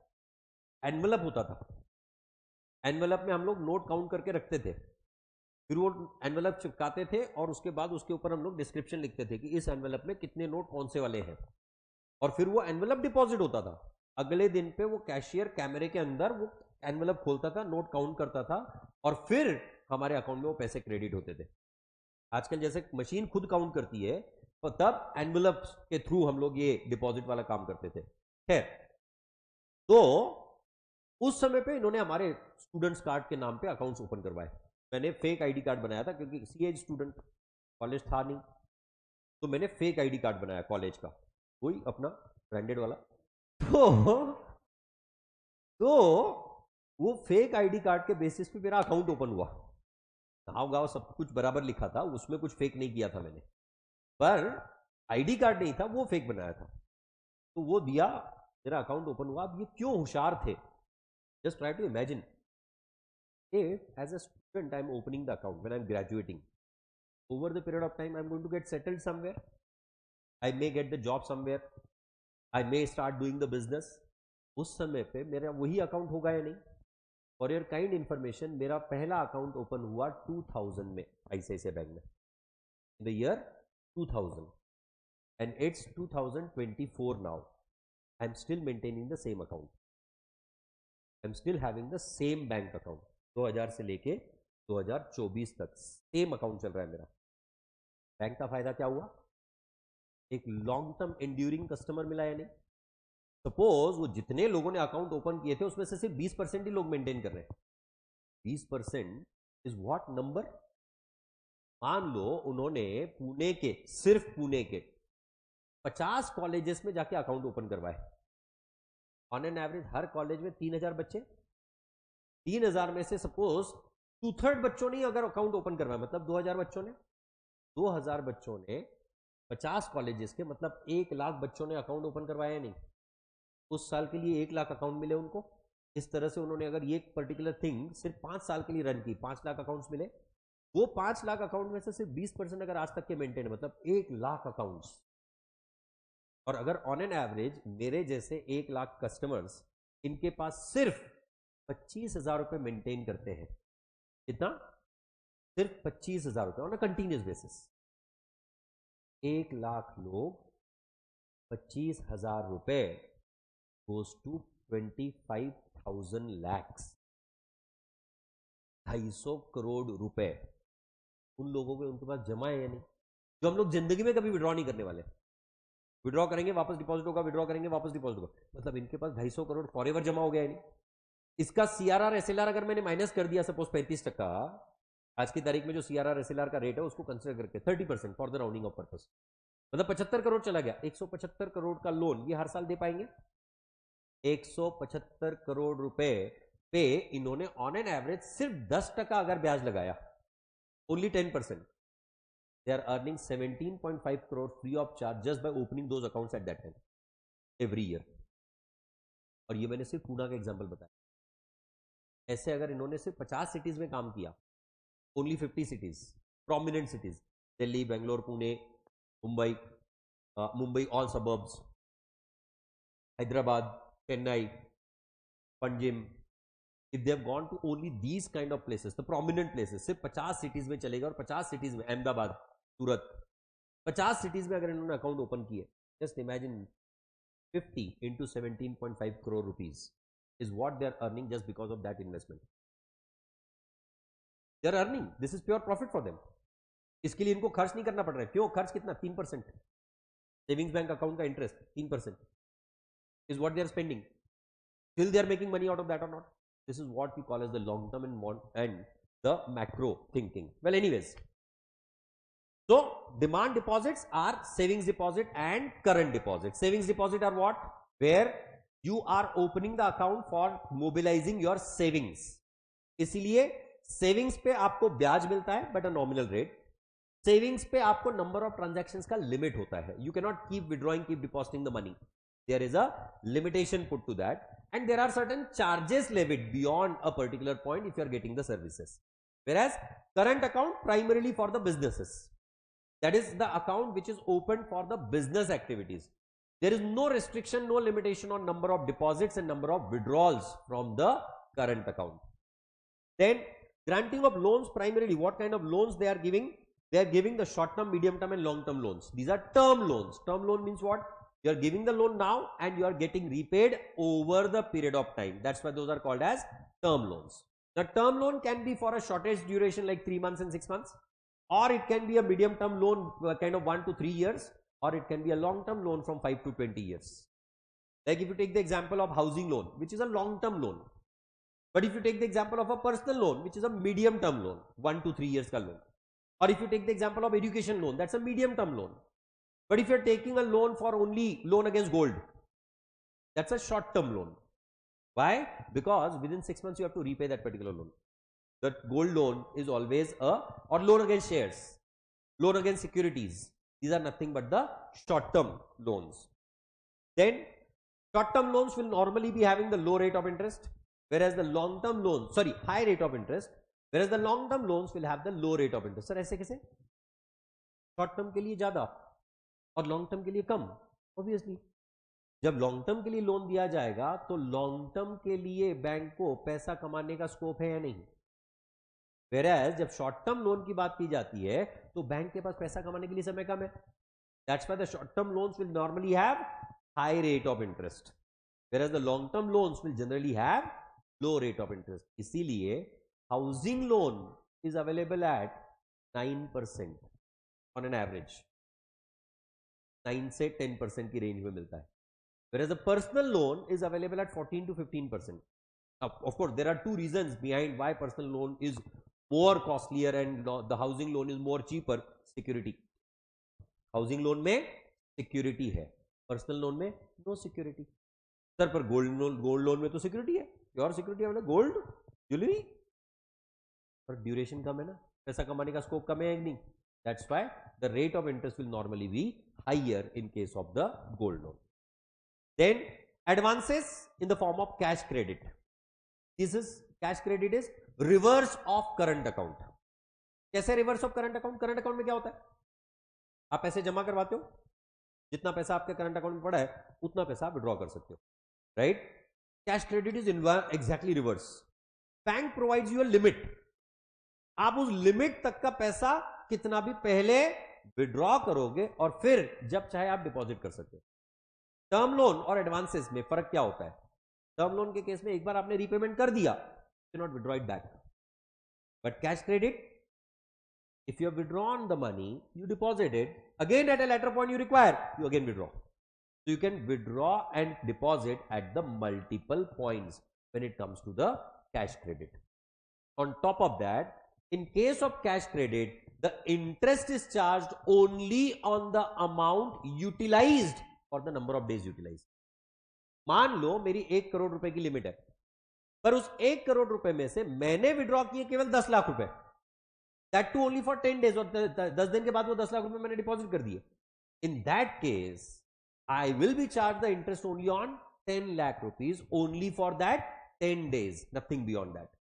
पर मैंने अगर 1 करोड़ रुपए का टर्म लोन लिया है, they will disburse me the whole 1 crore. मेरे को भले यूज करना है नहीं करना है, तुम्हारा 1 करोड़ रुपए दिया, and later on they will start charging the interest on the whole 1 crore rupees, and as in how I keep repaying, my interest will keep getting reduced to the extent of the amount repaid. That's it. That's the major difference between a term loan and a cash credit loan. Overdraft is similar to cash credit. फर्क ये है, overdraft is given over and above your current account. जो भी आपका account चल रहा है, जो भी आपका करंट अकाउंट है, उसके ऊपर आपको एक लिमिट दे दी जाती है, उस लिमिट तक आप पैसा विड्रॉ कर सकते हो. Whereas overdraft is a short term plan. Short term means 3 months to 6 months, whereas cash credit is generally given for 1 full year. Then discounting of bills. आज की तारीख में this is nothing but discounting of checks. आपके पास एक post dated cheque पड़ा है, आपसे suppose fees के तौर पे हमने पोस्ट डेटेड चेक लिए, अब हमको पैसे की जरूरत है.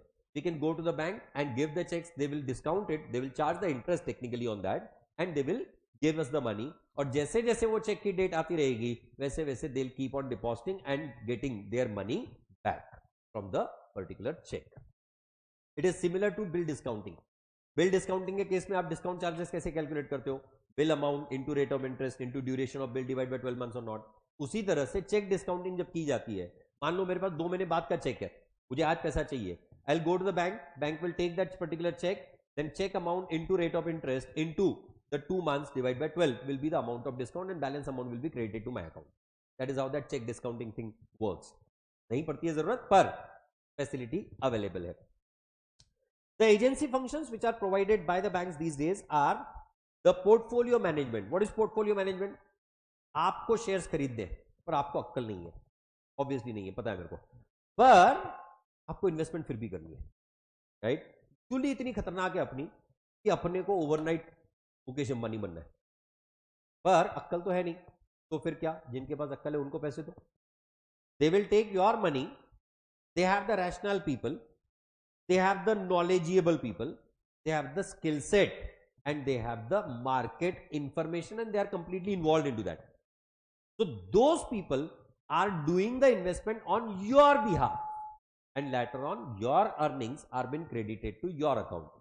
और इसके लिए annual basis पे आपको एक specific charge लगाते हैं, that is called as portfolio management fees. So these kind of portfolio management services are available from the banks. Dematerialization, of course, that's the need of the time. None of us can hold the share certificates or even for the times to come mutual fund certificates in the physical format. Those are held on behalf of us in the dematerialized form by the depositories. अब हम depository में direct account open नहीं कर सकते. Depository is nothing but a kind of big warehouse. वो big warehouse में जाके हम लोग रोज अपने चेक shares deposit कर रहे हैं, लेके आ रहे हैं. We cannot do that. For that purpose, depositories have given this authority to the banks, and banks provide that service of dematerialization to us. So our shares and securities which are held in the electronic format can be held in the demat account with the banks. So हम banks में अब 2 type के account open कर सकते हैं. एक तो हमारा बैंक अकाउंट नॉर्मली कैश वाला अकाउंट, और दूसरा शेयर्स वाला account, that is nothing but what we call as demat account. तो जब हम शेयर्स खरीदेंगे हमारा डीमैट अकाउंट क्रेडिट होगा, जब हम शेयर्स बेचेंगे हमारा डीमैट अकाउंट डेबिट होगा, राइट? Then forex transactions. आज की तारीख में you are provided the forex transactions, जो मैं थोड़ी देर पहले एक्सचेंज की बात कर रहा था. You can exchange the foreign currency with the commercial banks these days. Fund transfer, आपको यहां से किसी और, वो जो आप करते हो ना पेटीएम करो एंड ऑल दैट, धन्यवाद भारत पे नहीं फोन पे हाँ फोन पे 10 रुपए प्राप्त हुए देवी और सज्जनों, धन्यवाद. ये जो करते हो आप, ये बैंक के थ्रू हो रहा है. There is a bank which is involve into that. वो डायरेक्ट अमिताभ बच्चन और आपका कन्वर्सेशन नहीं चल रहा है, वो कि तुमने अमिताभ बच्चन को 10 रुपए दिए खुश रहे. right? So that's where the banks have the important role to play. They are becoming your agent into that.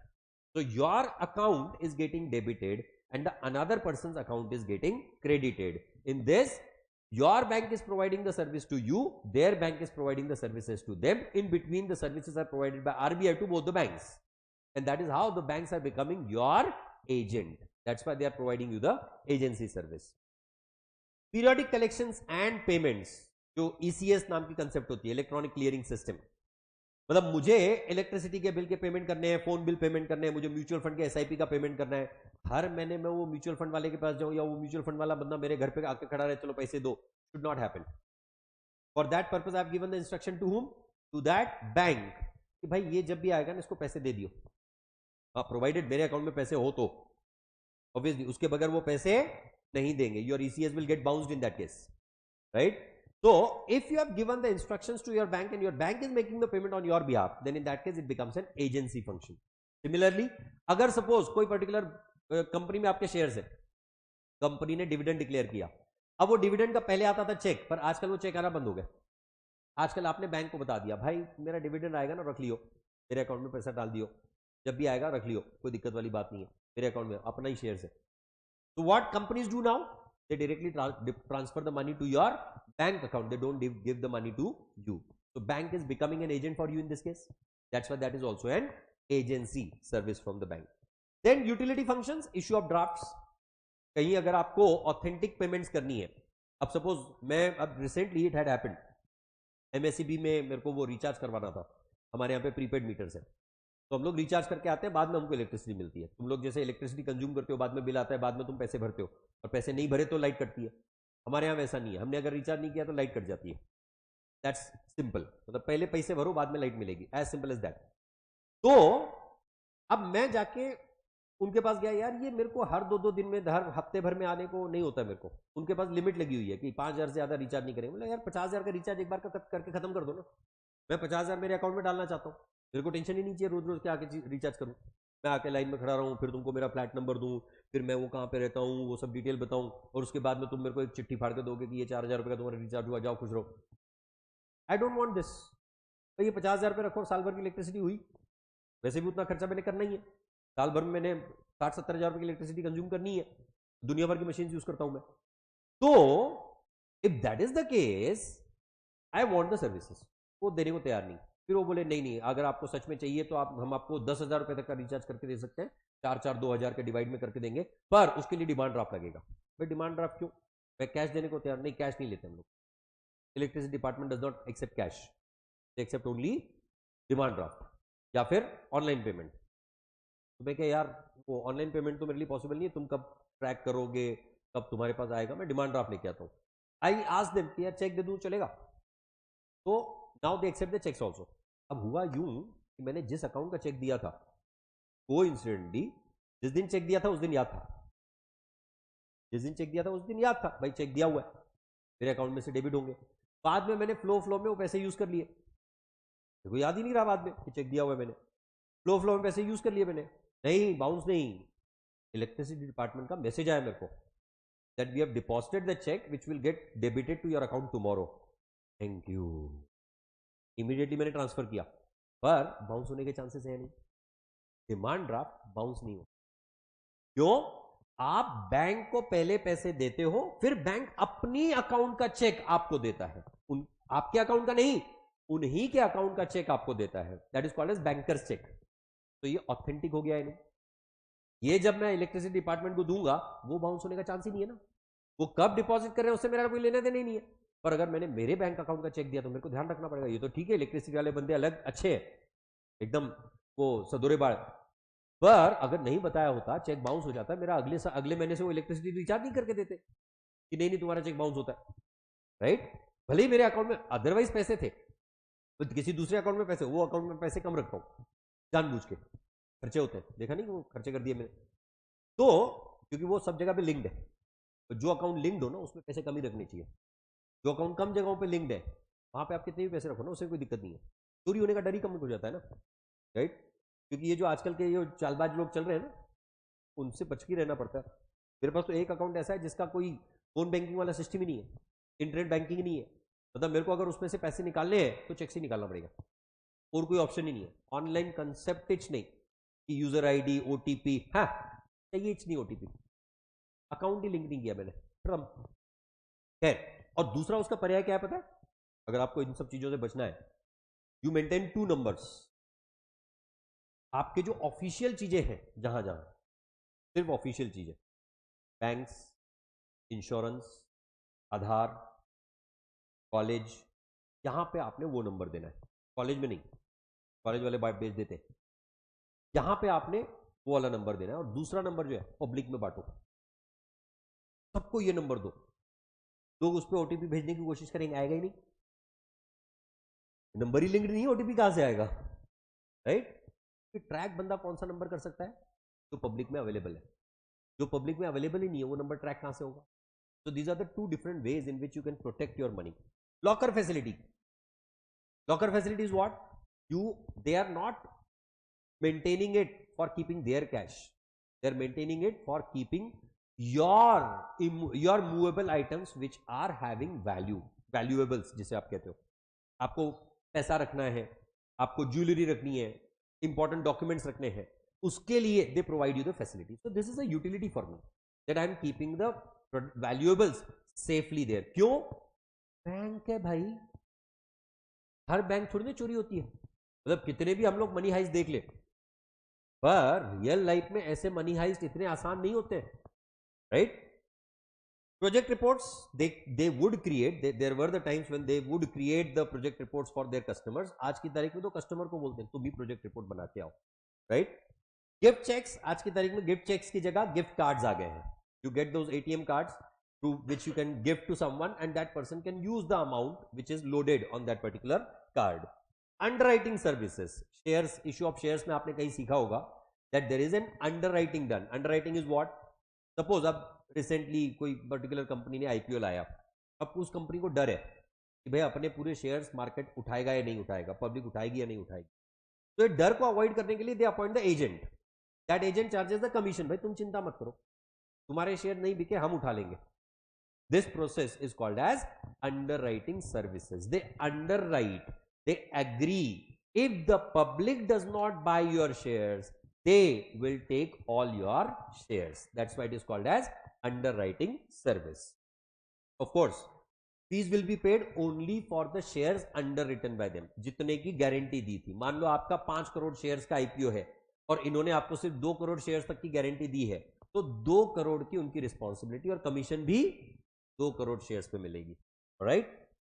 Then gold related services, like these days they provide you the gold exchange, they provide you the gold verification, they provide you the gold loans as well. So these are nothing but the gold related services.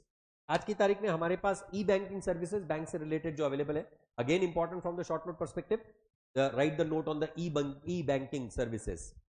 E-banking services are nothing but the services through the internet. That's why those are called as e-banking services. The benefit of e-banking services, on the go service, it can work at any point in time, even on the public holidays of the bank. There is no need to visit the bank branch for getting these particular services done, and that's why those services are more in vogue or more used by the customers these days। What are those? Number 1, ATM। मतलब एक समय था seriously, जब मैं पूना में पहली बार आया था, पूरे पूना में सब मिला के एक लगभग 20 ATM होंगे, 20 ATMs पूरे पुणे में। बट वो जो ICICI का campus at ATM, sorry campus at bank आया था ना, सॉरी बैंक एट कैंपस, इस तरह का वो अकाउंट का नाम था, बैंक एट कैंपस। आपके कैंपस पे आके वो अकाउंट ओपन करते थे। उसके बाद पूना में पान ठेले कम दिख रहे थे, ICICI बैंक के ATM ज्यादा दिख रहे थे। लिटरली इतने इन्होंने ATM खोले, और उसके बाद अब तो खैर मतलब होड़ मच गई है, अब तो हर बैंक के हर जगह पे गली चौकार में कहीं पे भी चले जाओ ATM दिख ही जाता है, राइट। भले आज की तारीख में हमें जरूरत ना पड़े, ATM की सबसे ज्यादा जरूरत पड़ी थी डिमोनेटाइजेशन के टाइम पे, सबसे ज्यादा आवश्यकता जब ATM की जरूरत पड़ी थी, मतलब लोगों को एहसास हुआ, उस समय पे लोगों ने ऐप बनाए थे, ATM near you with the cash, ATM near you with the cash, मतलब इस तरह वो ऐप बनाई, उसमें सर्च करो कौन से ATM पे कैश पड़ा है, उस समय पे लोग वहां पे भीड़ जमाते थे यार। लोगों ने तो लाइनें लगाई थी कि ATM के बाहर अब पैसे जमा हो रहे हैं, हम लोग 2,000 रुपए करके पैसे विड्रॉ करेंगे। खैर किल्लत मची थी पैसे की, वो एक समय आया था और कुछ लोगों ने तो पैसे पार्क कर दिए अलग अलग लोगों के अकाउंट्स में। भाई तू रख, तेरे पास 6 महीने तक मैं तेरे से पैसे नहीं मांगूंगा, 6 महीने बाद विड्रॉ करूंगा जब ये सब कुछ शांत हो जाएगा उसके बाद। Literally people had park the money कि मेरे पास अगर 500 करोड़ रुपए पड़े, 1-1 करोड़ रुपए 500 लोगों के अकाउंट में डिपॉजिट करवा दो। They did it. क्यों? तो इंडिविजुअल्स, क्योंकि उस समय पे क्या हुआ था, उस समय पे पिन मनी होती थी। Concept pin money, pin money is what, the money that you give to your ladies at home, the home makers. तो पिन मनी के नाम पे लोगों ने कितने पैसे डिपॉजिट करवाए कि मैं इसको रोज 1000 रुपए देता था, देता धेला भी नहीं था, रोज 1000 रुपए देता था। मतलब मैंने साल के हो गए 365,000, 3.5 लाख। और ऐसे मैं पिछले 3 साल, सॉरी पिछले 10 साल से कर रहा हूं। क्यों? तो हमारी शादी को 15 साल हो गए, मैं पिछले 10 साल से इसको पैसे दे रहा हूं। मतलब इसके पास मेरे 36 लाख जमा है। Pin money, no challenge, you go to the bank, deposit, this was pin money. No one would challenge इसके ऊपर तुमने टैक्स नहीं भरा कि क्या नहीं भरा, सकता ही नहीं है। मेरी इनकम पे तो मैंने टैक्स भरा हुआ है ना, तब पिन मनी है, इस पे मैं कैसे टैक्स भरूंगा? तो मैंने, it is application of money ना, एप्लीकेशन ऑफ इनकम पे कोई टैक्स नहीं होता है। तो that is how the people had saved a lot of money in the form of taxes और कैश भी। और जस्ट इमेजिन करो, जिस बंदे के घर में सपोज 10 लेडीज है, ऐसे लोग डिमांड में थे, लाड़की बहन की वजह से नहीं, सच में बहन लाड़की थी उस टाइम पे, क्योंकि उस बहन के अकाउंट में इस भाई के पैसे थे। तो कल को ये मुकर जाए, मेरा पिन मनी है, तुम कौन? तो that was also the risk ना। तो एनीवेज, और इसके लोगों ने चार्जेस लगाए हैं कि मैं मेरे अकाउंट में 30 लाख रुपए डिपॉजिट करवाता हूं, तुमको वापस 25 ही। तो सामने वाला बंदा एक्सेप्ट करने को भी रेडी। क्यों? भाई 15% जा रहा है ना। जेटली साहब was the finance minister eight that time, he was charging 50% for disclosure of income. आप रैंडम डिस्क्लोजर ऑफ इनकम कर दो, आपके पास 500 करोड़ रुपया, 250 करोड़ तुम्हारा पक्का, 250 हमारा हुआ। This is what they had done. Voluntary disclosure of income scheme is what they would call it as. खैर, तो ATMs were the kind of thing. Credit cards आज की तारीख में ई बैंकिंग सर्विसेज में बहुत ज्यादा इंपॉर्टेंट और बहुत प्रोमिनेंट, इनफैक्ट आज की तारीख में ये सबसे ज्यादा यूज की जाने वाली बैंकिंग सर्विस है, credit cards. And the similar way debit cards. The difference between the two is what? Credit card is kind of loan, debit card is against your account. तुम्हारे अकाउंट में कितना पैसा पड़ा है, उतने में से आप पैसा यूज कर सकते हो। Then RTGS, that is real time gross settlement. आप अभी पैसे डिपॉजिट करो, ट्रांसफर करो, अगले मोमेंट पे सामने वाले बंदे के अकाउंट में पैसे चले जाते हैं। That is why it is called as real time gross settlement. Normally RTGS is done for an amount more than 10 lakh rupees, right? Whereas NEFT, that is National Electronic Fund Transfer, in that case the amount more than 2 lakh rupees up to 10 lakh rupees, you do the transfer through the NEFT. But NEFT is done through the batch processing. Batch processing is what? एक particular batch accumulate की जाती है और उस accumulated batch को transfer किया जाता है।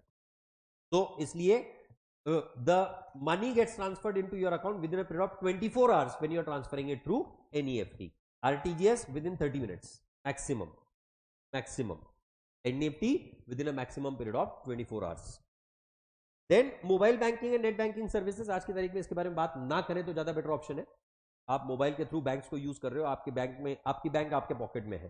That is how the mobile banking is promoted and advertised. And IMPS facilities, this works even on the public holidays, this works on any given time at any given day, this works up to a maximum limit of 2 lakh rupees. IMPS का maximum limit 2 lakh rupees, works only on any given day including public holidays. There is no restriction, no limitation on the number of transactions, but the total value of transactions cannot exceed 2 lakh rupees in a day. आपका जो QR code payment वगैरह जो system काम करता है, that is working only on IMPS system. जो आप online transfer करते हो या QR कोड स्कैन करके ट्रांसफर करते हो, that works on IMPS system. So this was about banking. तो बैंकिंग के 5 हिस्से आपने ध्यान में रखने हैं। Types of banks, functions of bank. Functions of bank में 2 functions, primary, secondary. Secondary functions में यूटिलिटी, एजेंसी। प्राइमरी में accepting deposits, providing loans. Then utility functions और एजेंसी फंक्शंस के जो टाइप्स हैं वो आपको ध्यान में रखने होंगे। और 5वां हिस्सा जो है, that is nothing but the e banking services. इस तरह के 5 हिस्सों में आपको बैंक्स को कवर करना है। Point right. The next one that is insurance as a service that we have to talk about. Should I continue और we can continue on Monday? As you people say, I don't mind. Okay. Insurance basically is for the risk coverage. What kind of risk? Risk of financial loss. Insurance is not for the risk of human loss. It is only for the risk of financial loss. So if any and every business is expecting any kind of financial loss to take place, or any individual is expecting to have a financial loss in the form of medical expenses or the life loss, in such cases you can cover it through the insurance. The business faces variety of risks. Such risks may involve financial losses. To protect from financial losses, we have insurance. Very important, याद रखिएगा हमेशा, only and only to protect from the financial losses we have the insurance. It is the form of risk management against the contingent losses which are unknown, which are uncertain, and that's why those are called as contingent. It is a contract between the insured and insurer.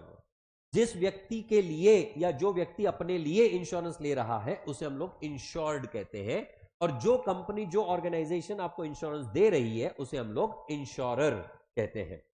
Insurer agrees to compensate against the losses, whereas insured pays certain fixed amount regularly called as premium. So what are the basic terms? Insured, the person who is expecting the loss, the person or object against which the insurance is taken. मैंने अगर इस furniture के against insurance किया तो this furniture becomes insured. मैंने मेरी गाड़ी के अगेंस्ट इंश्योरेंस लिया तो माय व्हीकल गेट्स इंश्योर्ड. मैंने मेरी लाइफ के अगेंस्ट इंश्योरेंस लिया तो माय लाइफ गेट्स इंश्योर्ड. तो पर्सन और एक्टिविटी और object for which I am taking the insurance will be called as insured. Then premium, a sum which is paid at the regular intervals to keep the insurance active. अगर आपको आपका insurance policy active रखना है, अगर आप insurance company से किसी भी तरह के कॉम्पेंसेशन चाहते हो तो उसके लिए आपको मैंडेटरीली कंपल्सरीली प्रीमियम भरते रहना पड़ेगा. Claim the amount which is payable at the time of unfortunate event. जब भी कुछ गलत चीज होती है उस समय पे जब आप इंश्योरेंस कंपनी से पैसा मांगते हो, दैट अमाउंट भी is nothing but what we call as claim. Then insurer, the person who is giving you the insurance is called as insurer. Policy is nothing but an agreement between insured and insurer. Proposal. Now insurance is the product which is sold by the insurance company at your request. तो जब आपकी company insurance की कोई advertisement करती है तो it is invitation to offer. You make the proposal to the insurance company, please give me the insurance, and then insurance company looking at the circumstances accept it कि तुमको insurance मिलना चाहिए या नहीं. हाँ,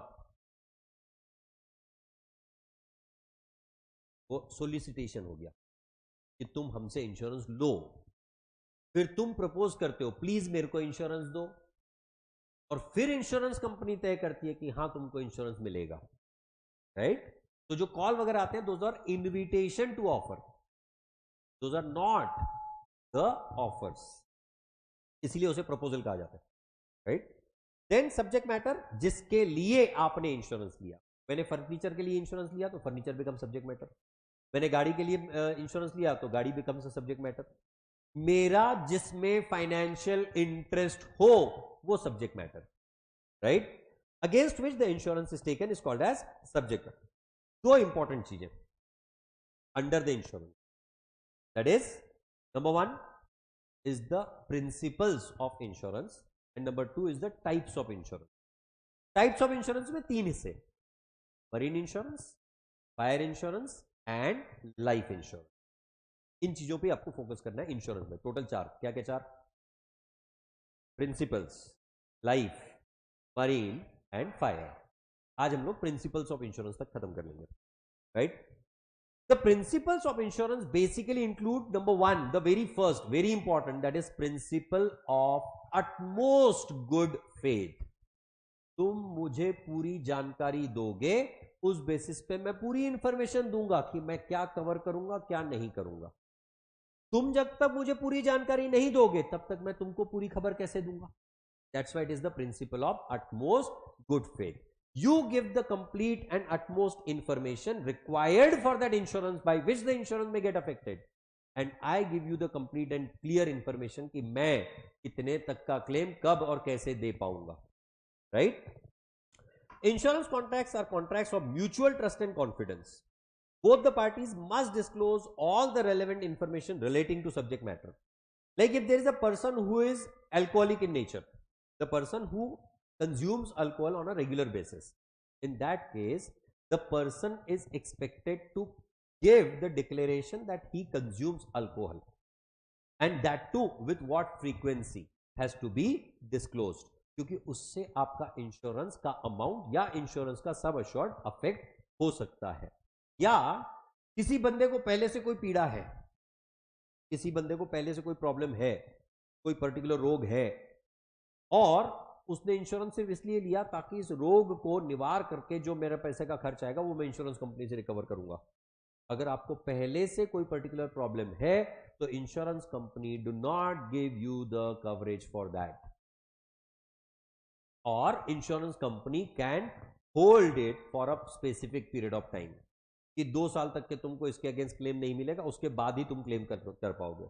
किसी बंदे को कैंसर डिटेक्ट हुआ, उसके बाद वो इंश्योरेंस लेने जाता है, और बाद में अगर सपोज वो ट्रीटमेंट लेने जाता है तो company can reject that particular claim. Why? क्योंकि पहले से पता था ना, तुम पहले से डिस्क्लोज करते इंश्योरेंस ही नहीं मिलता. Insurance is for the unfortunate things, unknown events, contingencies, और इसीलिए insurance is not available for the known things. इसीलिए principle of utmost good faith becomes important. On concealment about the material facts, the contract will not be valid.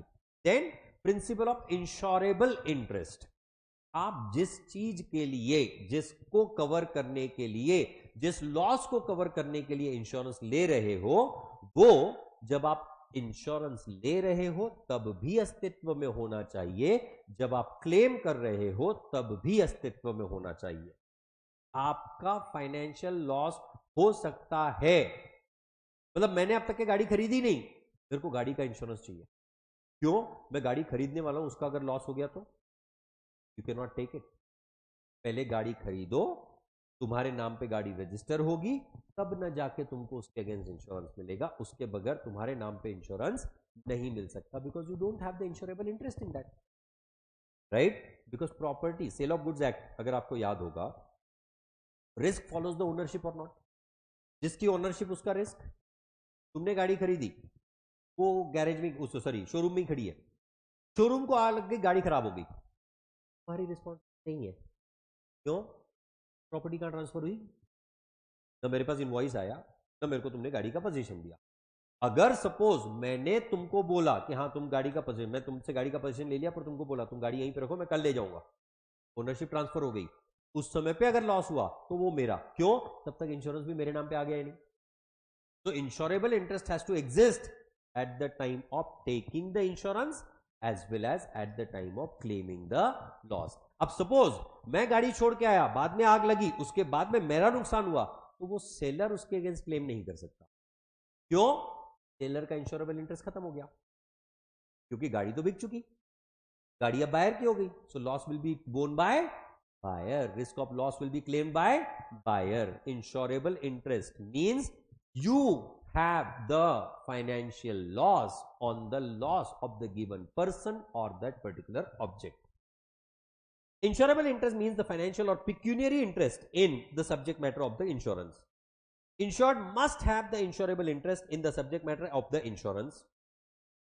Insurable interest must exist at the time of taking the policy as well as at the time of loss. मतलब क्या? Suppose मेरी life के against insurance लिया गया, yep. मेरी family का मेरे में इंश्योरेबल इंटरेस्ट है या नहीं? क्यों? मेरा loss is there financial loss और नॉट. राइट? मैं आज जो कमा के जा रहा हूं वो घर पे ले जा रहा हूं, घर पे इंजॉयमेंट हो रही है. Now same kind of enjoyment if they want to continue, that means they have the financial interest in me और नॉट. कल को अगर मेरा लॉस होता है तो उनका भी फाइनेंशियल लॉस होगा.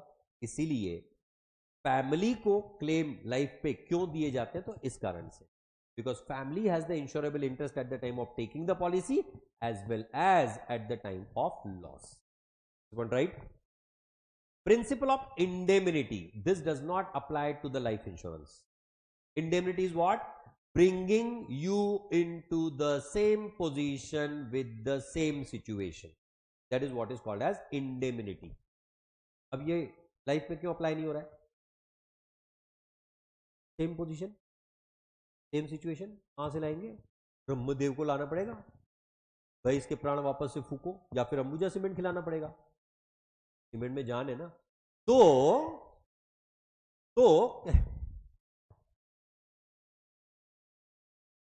एक तो हम लोग कंसिस्टेंटली बैठ रहे हैं, अब 2-2 घंटे कंटिन्यूअस बोल रहे हो और हम लोग सुन रहे हैं विदाउट द ब्रेक,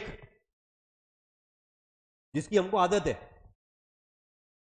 हमको अकाउंट्स में आदत है, ये तो थ्योरी चल रहा है, राइट? ब्रेक तुमको नहीं चाहिए होता है। खैर, indemnity means compensating somebody for the actual loss suffered by them, restore someone to the same position that she was in before the insured event took place. Fire insurance, आग लगी, आग में फर्नीचर का नुकसान हुआ, फर्नीचर को restore किया जा सकता है या नहीं? गाड़ी का एक्सीडेंट हुआ, गाड़ी को रिस्टोर किया जा सकता है या नहीं? And for that, whatever will be the expense, that will be compensated by the insurance company. So they are bringing the same situation, same position or not? That's why it is said that it can bring you into same position, same situation. That's why principle of indemnity applies only to fire and marine insurance, but not to the life insurance. This principle is applicable to fire and marine and general insurance, but not to the life insurance. General insurance, हड्डी टूट गई, आपने orthopaedic treatment करवाई, हड्डी can be restored और not?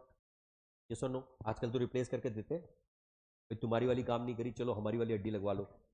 So that is how it happens actually. मतलब knee replacement is the kind of standard nowadays. एक तो विटामिन डी हमारा उठे सुठे खत्म होता है, चलते फिरते हमारा विटामिन डी कम हो गया।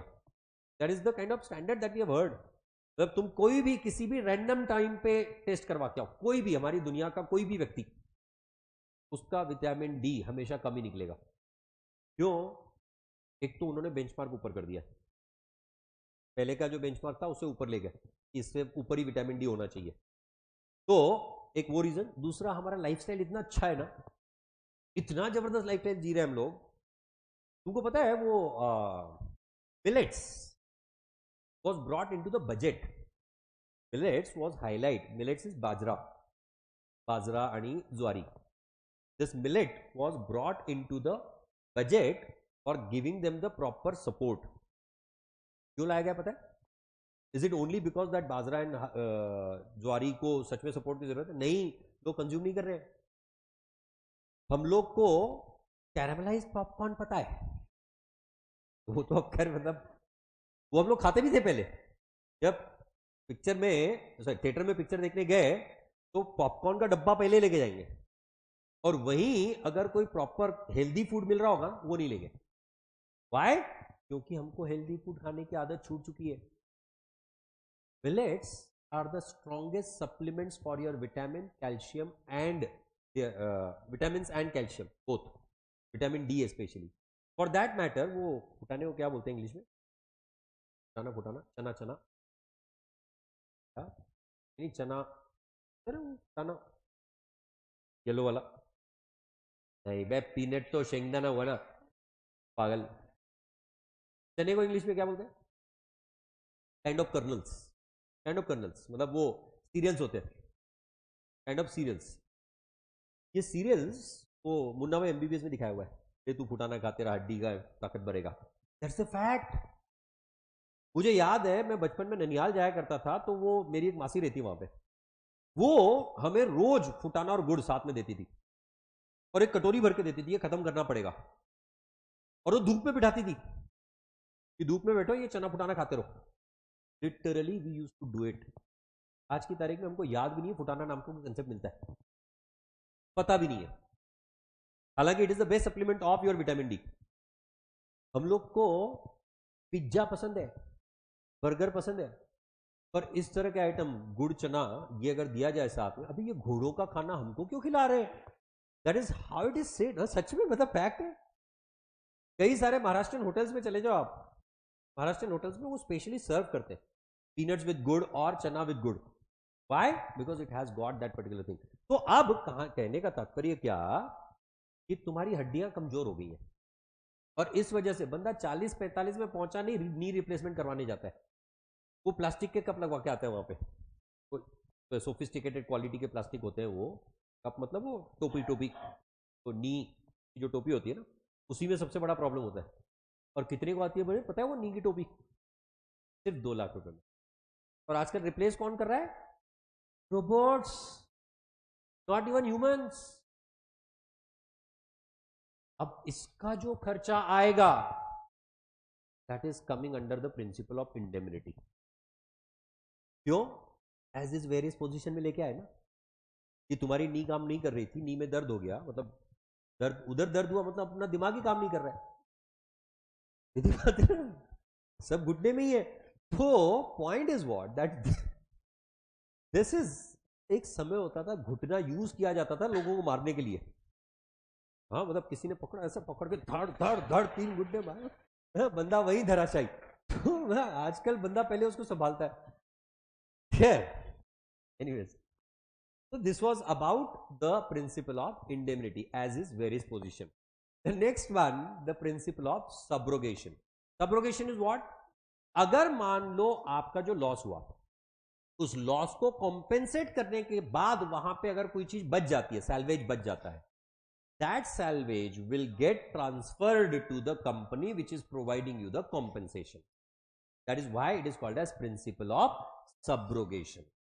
Once the claim of insured has been settled, the ownership right of the subject matter of the insurance passes to the insurer. मतलब क्या? अभी एग्जांपल भी वही दिया हुआ है। अगर आपकी गाड़ी चोरी हो गई, राइट, गाड़ी चोरी होने के बाद में आपको उसका कॉम्पेंसेशन मिल गया। अब कॉम्पेंसेशन मिलने के बाद में गाड़ी मिल गई, you do not have the right on that vehicle. क्यों? अगेंस्ट कॉम्पेंसेशन मिल गया ना, तो अब गाड़ी इंश्योरेंस कंपनी की हो गई। That is how the principle of subrogation works. Then principle of contribution. अगर आपने मल्टीपल कंपनी से इंश्योरेंस लेके रखा हुआ है, मान लो आपने स्टार हेल्थ से एक 5 लाख रुपए का इंश्योरेंस ले रखा है आपके हेल्थ पे, आपने टाटा AIG से एक 10 लाख रुपए का इंश्योरेंस ले रखा है, आपने मान लो किसी और सपोज मैक्स बूपा, उससे आपने 25 लाख रुपए का इंश्योरेंस ले रखा है, ऐसे मिला के आपने 40 लाख रुपए का इंश्योरेंस ले रखा है, राइट। कोई हेल्थ सिचुएशन आई, आपका 3 लाख रुपए का खर्च हुआ, आप पहले गए स्टार वालों के पास, उनसे 3 लाख रुपए लिए, फिर आप गए मैक्स बूपा वालों के पास, उनसे 3 लाख रुपए लिए, फिर आप गए वो कौन सा था तीसरा, AIG, टाटा AIG, उससे आपने 3 लाख रुपए लिए। खर्चा 3, रिकवरी 9। बढ़िया धंधा है। तो हर साल सिर्फ हॉस्पिटल में एडमिट होना है अपने को, भाई तू 5 लाख रुपए का बिल निकाल, बस अपन ने सबसे पैसे वसूल करने। तो बेस्ट है ना। प्रीमियम कितना? 50,000 रुपए, 1 लाख रुपए सबका मिला के, 1 लाख रुपए का प्रीमियम, 15 लाख रुपए की रिकवरी, 14 लाख रुपए का प्रॉफिट। क्यों कोई धंधा करना है मैंने? This does not work like that. There is a principle of contribution.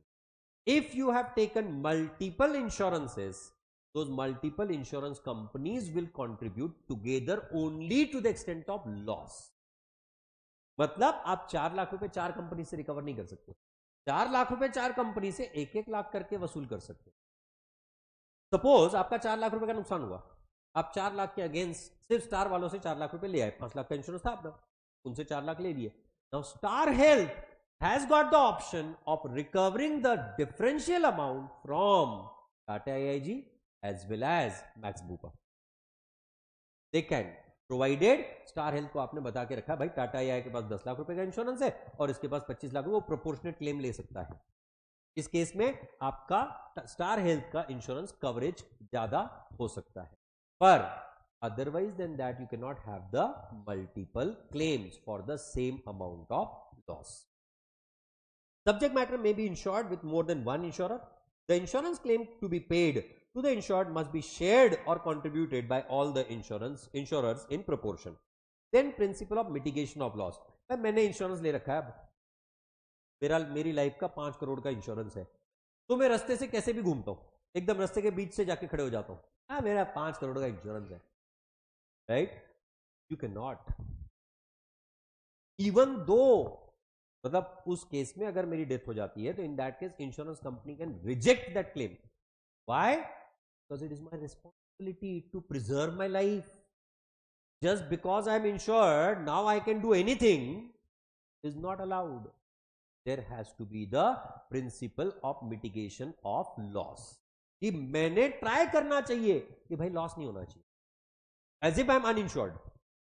If that is the case, then इसीलिए अगर आप लाइफ इंश्योरेंस लेते हो तो सुसाइड केस में कभी भी क्लेम नहीं मिलता, क्योंकि वो सेल्फ लॉस होता है, एक्सीडेंटल या नेचुरल डेथ नहीं होता. What is covered in the life insurance is the accidental death. What is covered is the natural death, but not the self death. Right? The insured is expected to act in a manner as if the subject matter has not been insured. If the appropriate steps are not taken to save the assets, then insured may not get the full compensation from the insurance company. मतलब ये ऐसा हुआ कि मैंने insurance लिया मेरी गाड़ी का और फिर मैंने किसी कंपनी को बोला इसका डैश टेस्ट करवा दो. इंश्योर्ड है, कोई टेंशन वाली बात, तुम डैश मारो, देखे तो सही. You are suppose to protect that loss, तुम उसको ही डैश के लिए दे रहे हो, won't get the claim, right? And then principle of causa proxima. What is the closest loss reason, that is what is considered for the purpose of giving the insurance. अगर मैंने चोरी के लिए इंश्योरेंस करवाया, थेफ्ट के लिए, और market में राइट हुए, और राइट की वजह से अगर मेरे दुकान में से अगर चोरी हो गई, I won't get the claim. Why? Closest reason for loss was not the theft, closest reason was riot. Riot नहीं होते तो चोरी होती नहीं ना, राइट?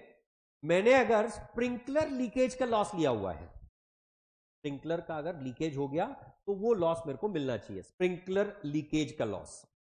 इन दैट केस अगर सपोज बाहर से किसी ने खींच के पत्थर मारा और वो पत्थर उसको लग के वो अगर स्प्रिंकलर फूट गया और फिर उसकी वजह से लॉस हुआ, I won't get the claim. Why? Sprinkler leakage नहीं है, स्प्रिंकलर ब्रेकेज है. वो closest proximate reason for the loss has to be checked.